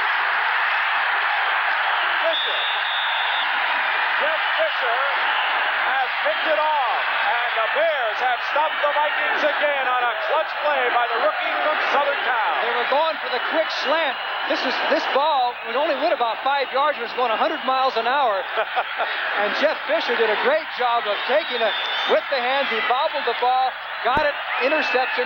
Chicago's ball as Tommy Kramer was trying to beat Terry Schmidt with Ahmad Rashad again on the quick post. So the Bears are playing a brilliant offensive game today. They are superb, and the big strike by Avellini gives the Bears the lead by 3. We'll be back. He was as practical as any of us, but he hit it well. Behind a certain flair and style of living. Even the car he drove, a 1982 Cutlass Supreme. An Oldsmobile Cutlass Supreme. To the casual observer, it was the epitome of style, offering no visible clue as to how practical the man who owned it really was. You see, he knew. Even today, there's still room to do it with style.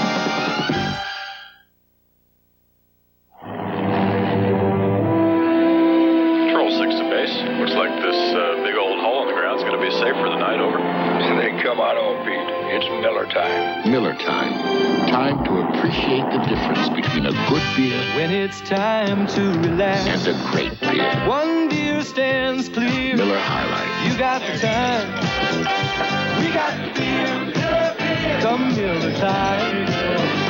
We got the beer. They upset the Cowboys, made turkey of the Chiefs on Thanksgiving. Saturday, the Detroit Lions face the Minnesota Vikings in a fight for the playoffs starting at 3:30 Eastern with the NFL Today, Saturday on CBS. But the Vikings have their work cut out for them right here. Here's another look at that play. You're going to see it come right into your front room. Jeff Fisher, number 24, will leap up as Kramer was trying to hit Rashad, 28, beating Terry Schmidt, and nice juggling catch by Jeff Fisher. The Bears have the ball. That is Fisher's 2nd interception of the season. The other rookie, Henderson, picked one off for his 4th. And Tommy Kramer now with 21 interceptions on the year. 1st and 10 at the 25 for the Bears with 10:01 remaining in the 4th quarter. And they're leading. Marjoram in motion. On a draw play, Walter Payton. Penalty flag down as Payton gets to the 31-yard line. Jitterbugged his way for a good 6. Scott Studwell, the linebacker, makes the tackle. Holding against Chicago. Bears have not really been penalized that much today, certainly not at key times like the Vikes. Walter Payton knocking on the door of 100 yards. Last week, of course, Thanksgiving Day against the Cowboys, 179 yards against Dallas. That's what he needs for 105. number 79, offense. It's Emmanuel Sanders, the right guard, who blocked for Walter Payton at Jackson State, former New Orleans Saint.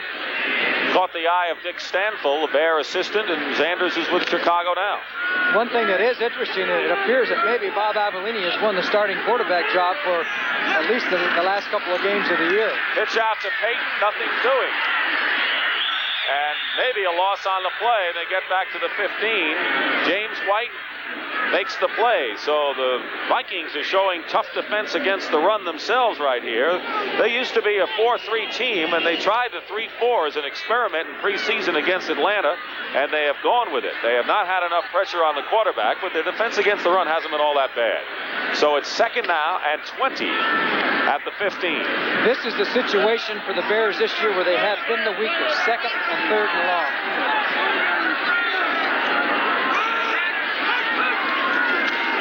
Draw play to Matsui. Loose ball. Seaman came up strong. It'll be third and at least 20. So Avellini, who's 3 for 6 for 84 yards, 72 of them to Baschnagel, is not about to really take a gamble, I would think, here as Bash comes in. Baschnagel comes in with the play. They're sending the plays in. Marjoram, Baschnagel, and Watts are in there as 3 wide receivers. Suey carried for the 10th time. He has 60 yards in the game. One of his better efforts. Nickel defense for the Vikings.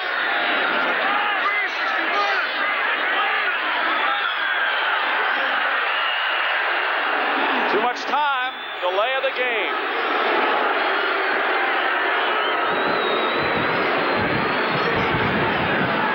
So that'll set him back another 5. Delay of game, number 7, offense, third down. So it'll be third and 25. Third and 25. What do you do on third and 25 on your own 10? I'll let you call it. Well, I won't do much. I'd be conservative right now because I have a lead with 8:30 to go. If I'm the Bears and my defense is playing a good game, I wouldn't do anything fancy.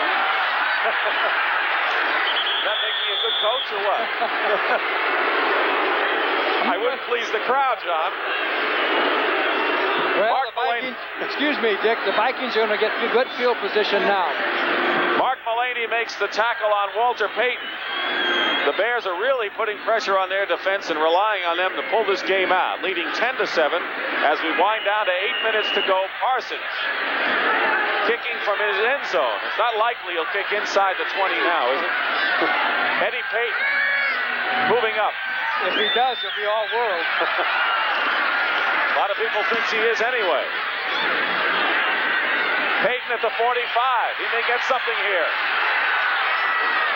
38-yard line.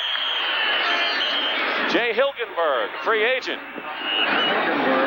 whose uncle used to play for the Minnesota Vikings. Wally Hilgenberg, linebacker during the Viking heyday when they were winning consistently. 43-yard punt by Parsons and a 17-yard return by Eddie Payton. And so, as you point out, a good field position. Don't forget, next Saturday, the NFL Today starts it off. And then the Minnesota Vikings against the Detroit Lions as this heated up NFC Central race goes on. 2:30 Central time. Bud Grant will be there. Hope you will be too. First and 10 at the 38. Kramer, quick pass. Rashad fighting for the first down. Close to it. He has it, I believe. Terry Schmidt knocked him out of bounds. They're so tough on those short patterns, John. This is it. Down just a little turn in, and then he got Terry Schmidt one-on-one, number 44 against 28. And he gets the first down, Ahmad Rashad. But, as you know, they went to the well once too often with Rashad, and Fisher made the interception. So Ahmad Rashad in his 9th year. A year ago, he had 50 catches and was the leading receiver. Now, he came in with 48. Now is 52 and is 4th on the team. Kramer, short pass off the fingertips of Ted Brown. Incomplete, so it'll be 2nd and 10. Clock shows 7:30 remaining in the 4th quarter. Bud Grant, who brought the Vikings back to a division title and a loss to the Philadelphia Eagles in the first round of the playoffs, would like to see Minnesota get there again, but he's got to win his games. Armstrong concerned about other things. His future, maybe, as Marchibroda ponders the play next time the Bears have the ball. 2nd and 10 at the 26. Hartenstein is in. Brown, hit by Osborne. Osborne has played a very quiet but solid game, a tackle, and he won't let Ted Brown get out of his clutches. And Ted says, why is he holding on to me? I've not seen a flag.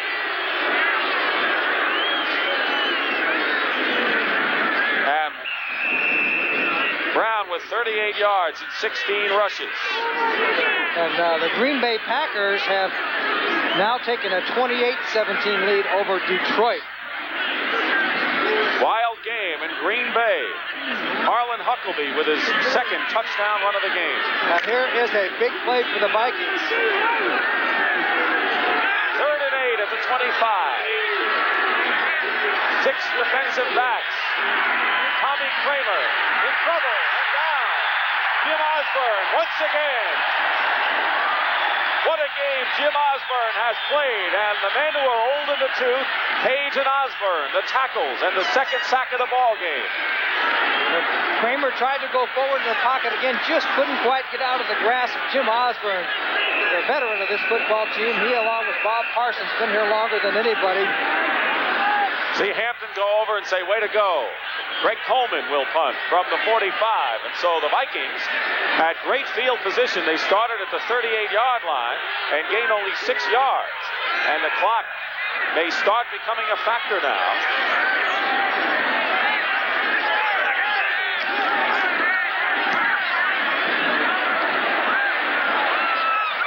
And the ball drops out of bounds at the 4. Make it the 3, and a great kick by Coleman. The Vikings figure what's good for the goose is good for the gander. This time the Bears will have to operate from deep in their own territory. There's our score. It was 3-0 at halftime on a field goal by Rovetto after a lot of wild stuff early. A fumble, an interception, a fake field goal and a run, a goal line stand, and no scoring in the third quarter. In the fourth quarter, Kramer hit Rashad from 4, and then the big shot, Avellini to Bashnagel. Next Sunday, the Packers, who are beating the Lions, are in New Orleans against Rodgers. The NFL Today starts it all. Walter Payton gets out to the 9. Jeff Seaman, one of the 2 inside linebackers, makes the stop. And Payton maybe over 100 yards. 2nd and 4, gain of 6. So Walter Payton with 102 yards has gone over the 100 mark. 4th time this year, and the 8th time against the Vikings in 14 games. Gets to carry now, and is stopped at the 10. So it'll be 3rd and short yardage for the Bears. I'll tell you one thing that's gone unnoticed. The Vikings' defense against the run in this latter part of the fourth quarter has been terrific. Actually, the Vikings defense has been terrific in every aspect. The one big play there with Bashnagel. Otherwise, the Vikings defense has done a real job on the Bears offense. Walter Payton, coming off his best day against the Cowboys, goes over 100 again. But right now, it's 3rd and 3. Bashnagel, wide left, with 5 minutes to go. Brooks Williams, number 83, tight end with Robin Earl. Avellini, Matsui. He's not going to get it. And it'll be 4th down as Matsui is stopped by Scott Studwell. It's very close, very close. Let's see where they spot it. That'll tell a lot. They're going to have to make a measurement. You know what? If they miss it by inches. It looked at first glance as if Suey had been stopped. And you can see how important this is to the Minnesota Vikings, who are huddled around. 4:46 remaining. They got it. First down. A big play. So Matsui did get the first down, and the Bears keep it going. Everybody keyed on Payton on that play, and Suey had a big hole on the other side, and they closed it up in a hurry, but not he could get those 3 or 4 yards. Clock running, and you know the Bears are going to try and use as much of that as they can.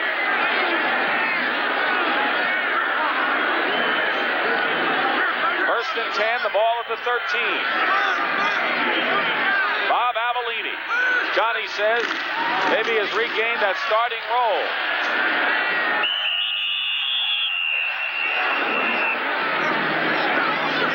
The Vikings used a timeout at the start of this fourth quarter. The Bears still have all of theirs. Mullaney makes the tackle as Bashnagel comes in with the play. 4 minutes to go as Bashnagel tells Avellini to play. 2nd and 7 for the Bears on their 16-yard line. Bears looking for an upset, leading 10-7.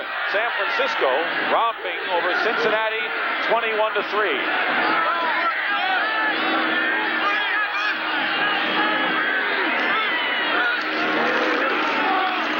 Payton gets to the 21-22-yard line. It will be 3rd and a couple for the Bears. But they're putting themselves in good position and really eating up the time. Matt Blair, the tackle, as we have under 3.5 minutes remaining here in the fourth quarter. This is actually the Bears' best bit of running for the entire game because of the fact that the Vikings know they're not going to throw the ball, and the Bears are trying to eat up the clock, so they're playing the run, and they're really jamming everything up, and the Bears are able to get 2, 3, 4 yards a pop. So here's another big one, 3rd and 2. Vikings are now going with a 4 linemen. Up front, Mullaney, Martin White, and Holloway. Mike Cobb comes in, 2 tight ends, and the Bears use a timeout with 3 minutes to play. So the Bears use one of their 3 remaining timeouts as Bob Avellini goes over to the sidelines to talk to Marchabrota and Armstrong. It's 3rd and 2, and again, we'd have to say, John, that that's not a bad timeout to take because a Chicago first down on this play will bode very well for them. Yes, it would. Another first down would put the Vikings into a situation where they'd have to use a couple of timeouts. They'd have the 2-minute warning to stop the clock once, but this is a big one. There's no question about it. As you look at the Bears, Ken Marjorum's in there on that. He's got a few suggestions. As you look at Neil Armstrong, Bob Avellini out of the University of Maryland, now in his 7th year for the Chicago Bears. Been on the bench most of the time the last 3 or 4 years. We've got a lot of football action coming up next week on CBS. Saturday with the Vikings against the Lions. Sunday with the Packers, who are beating the Lions at New Orleans. Part of our doubleheader next week. And it all starts with the NFL today. And you're seeing some great football on CBS this year. And I think a big resurgence by the NFC, John. Yes.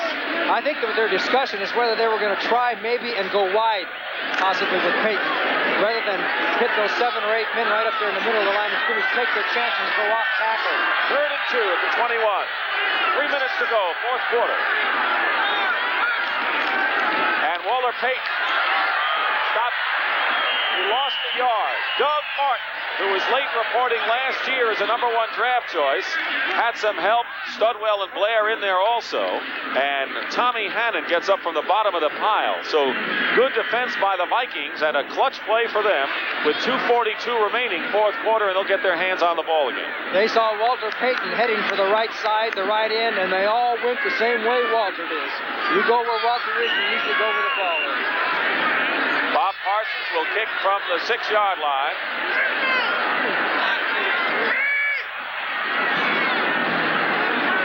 Eddie Payton back at the 30. Good kick by Parsons. Sends Payton back practically to the 25. He slips and falls at the 32-yard line. A big break for the Bears. Bashnagel put the seal on Eddie Payton.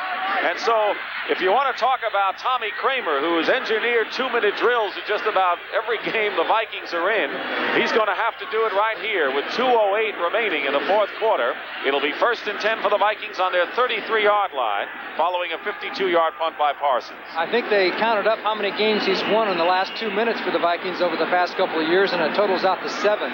That's pretty good. That's what you call a clutch quarterback, and he's on the spot now because the Vikings' chances for the NFC title are resting an awful lot on the end of this ball game. St. Louis 30, New Orleans 3, final score. 1st and 10, 33-yard line here. Kramer. Uh-oh. For Rashad. Rashad has it. Inside the 40, still going. Ahmad Rashad is tackled from behind, and a fumble, and the Bears recover. Reuben Henderson, big play Bears.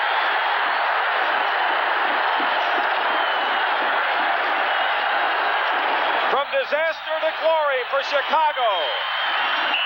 Fisher made it work. An unbelievable play as Todd Bell. Rashad gets behind Todd Bell. He'll shake the tackle here with just a super effort as Bell, a really rather sloppy tackle. But then here comes Jeff Fisher to pull that ball out, and down it goes. And there was Reuben Henderson for the recovery. The Bears had the ball back on the 3-yard line, but they've got the ball. Unbelievable play. Here it is. He grabbed the arm and jolted the ball loose, and it was Reuben Henderson, number 20, who picked it up, Chicago's ball.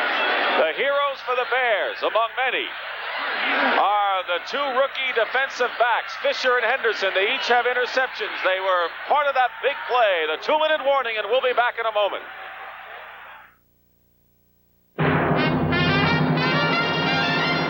Alcoa presents Fantastic Finishes. 1978, John Madden's Raiders trail the Chargers by 6 with time for only one more play. Ken Stabler drops back. He's blitzed from the right. In what has become known as the Holy Roller, he fumbles the ball forward.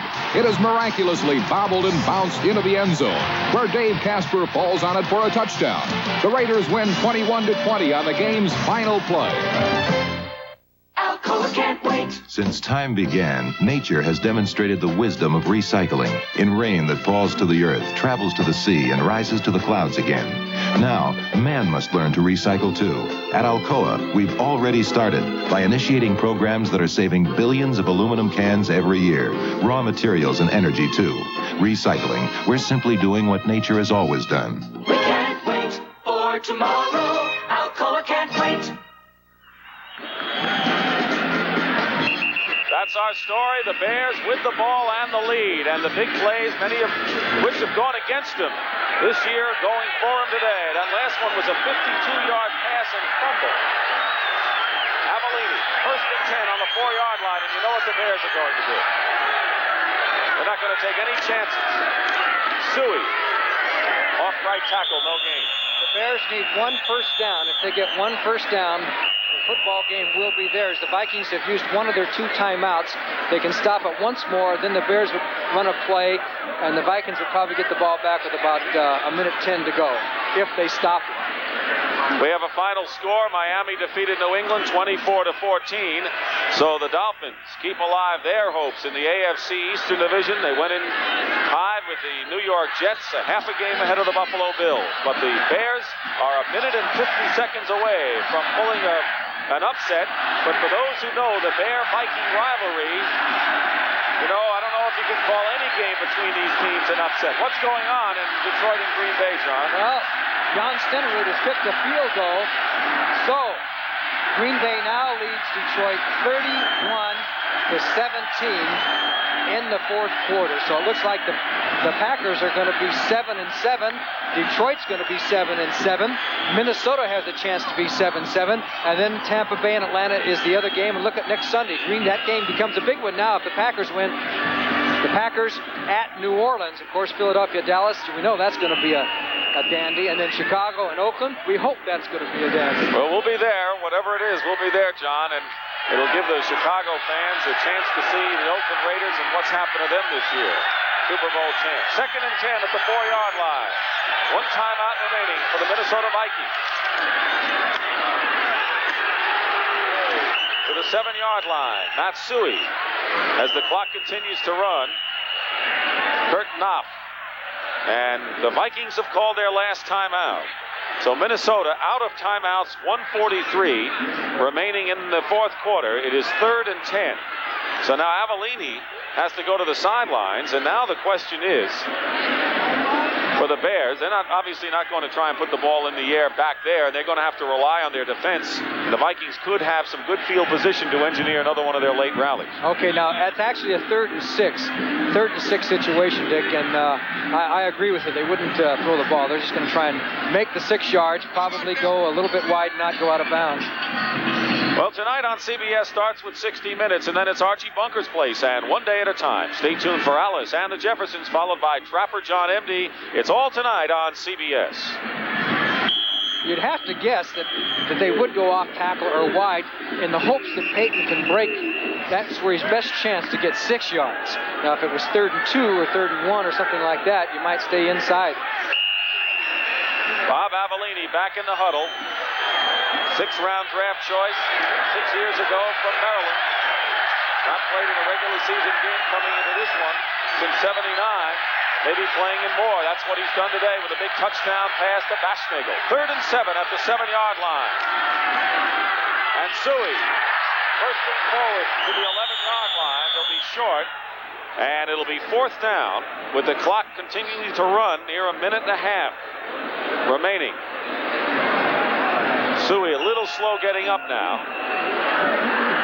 And it's 4th down, and Parsons will come in and kick. So it's going to come down to this. It's going to come down to Tommy Kramer's ability to move the ball and get the Vikings in. Don't forget, they only need 3 to go into overtime. And let me tell you this, the Washington Redskins have upset Philadelphia 15-13. Redskins win. So as a result of that, the Dallas Cowboys will move out to a 2-game lead over Philadelphia with a win over Baltimore. Eddie Payton. The clock ran out, another delay of the game penalty, and now we have 55 seconds to go. Delay of game, number 86, offense, 4th down. So Payton moves up to the 45-yard line. So what's going to be key on this punt will be the coverage by the Bears. That 5-yard penalty was a little bit more significant in this case because it puts Parsons back in the end zone. He's going to be a little bit more hassle to get that ball out there, which means the punt's liable to be more of a line drive shot. Keep in mind the Vikings have no more timeouts. Oh, Parsons is going to take the safety. Parsons takes the safety to make the score 10-9. I never even thought about that. Good thing the Bears did. And so now there'll be a free kick. And the Vikings will get the ball on a free kick. And so what the Chicago Bears decided is that they didn't like the field position setup for a tying field goal or a winning touchdown. They decided here to take the safety, take a 1-point lead, and then let the defense have some breathing room with 48 seconds to go and no timeouts left for Minnesota. Not bad thinking. I wish I'd thought of it. Well, that's why you're up here. And they're down there, huh? And I think you'd rather be up here. Yeah. Well, we'll see how it works out. So that is a safety to make the score 10-9, and that was the score Thanksgiving Day, but the other way around when Dallas defeated the Bears by that tally. So the free kick, and so now he can understand the reason for the delay of the game. Right. Because they got some more time off. Now Payton will be at the 25-yard line, and Parsons can punt it away as he will do here. Eddie Payton, the man to watch, 5th in the NFC in kickoff returns. This is a free kick with 48 seconds remaining in the 4th quarter. Now a field goal for the Vikings would win it, but the Bears don't expect the Vikings to get into that position. Ball bounces off of Payton inside the 20. He can't find it, and the Bears recover it. Jeff Fisher has picked it up for Chicago. Boy, that rookie has played a brilliant game for the Bears, and that just about seals it. Well, there was no excuse with all the men that you have on the football field on a free kick that somebody wasn't able to catch that ball on the fly. And then it took the bounce, and Payton had trouble with it.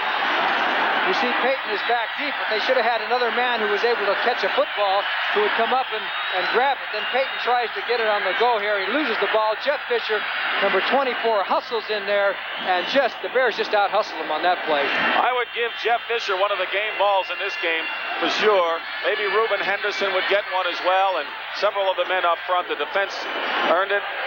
Jeff Fisher, the 7th-round draft choice from USC, and one of the top punt returners in the league, doing his job as the nickel back and the 6th back today. So with 42 seconds to go, Avellini, who came in and got got the job done with a big touchdown strike, 72 yards to Brian Baschnagel. And so Bud Grant has the headset off, and he's got to think about another day. So the Lions are being shocked by Green Bay. Not so much a shocker, I guess, if the Packers are game out. But this one has to hurt the Vikings. Yes, it does. They had beaten the Bears 6 out of the last 7 times, but not on this day, as the Chicago Bears have won this football game. Neil Armstrong hasn't had much to smile about this year, and I'm really happy for him that he's got a bright moment here. Toward the end of the year, the clock runs out, and the Chicago Bears have defeated the Minnesota Vikings 10-9 for the 4th win of the year. But more important for Minnesota, they dropped to 7-7 in the NFC Central Division, and that could just muddle things even more as Avellini engineered the club. The final score: Chicago 10, Minnesota 9. The executive producer of NFL football, Terry O'Neill. Today's senior producer, Charles H. Milton III. Today's game was produced by David Winter and directed by Larry Cavallina. So the Chicago Bears send the fans home happy here before sellout at Soldier Field. The Bears end a 3-game losing streak. And now the Vikings have lost 3 in a row. And what was once a 2-game lead for Minnesota and looked like a cushy situation now turns into Panicsville, perhaps. Next Saturday, CBS Sports will start today at 12:30 Central. NCAA basketball, the Warriors of Marquette against the Demon Deacons of Wake Forest. Then the NFL today kicks off a special Saturday broadcast, the Vikings and the Lions. 3-0 was the score at halftime. Rivetto with a 29-yard field goal. And then the Vikings took the lead as Kramer hit Rashad from 4 yards out. And then the big play following the kickoff, Avellini to Baschnagel, 72 yards to make it 10-7. A clutch play. Fisher had an interception. And the big play may have been the pass to Rashad with Fisher and Henderson getting the ball back. Right, and the big play as far as the game was concerned was just the overall play of the Bears defense. Kept the Vikings in check for most of the game. The Vikings finally started to come out, but it was too late. All right, Dick Stockton for Johnny Morris saying so long. Right now, let's join Brent Musburger in New York.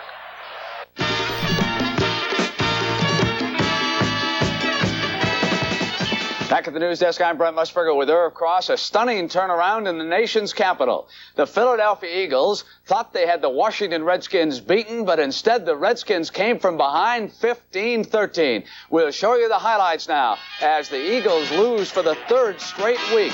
And after a Jaworski fumble, Joe Washington got the Skins on the board with that 6-yard touchdown. But then Irv Cross, Jaworski seemed to have things under control. His best receiver of the day, Billy Campill, 25-yard touchdown pass. And he comes back to him later in a sequence of plays, Brent.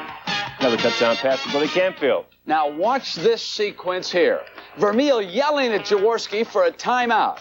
He is either ignored or he is not seen.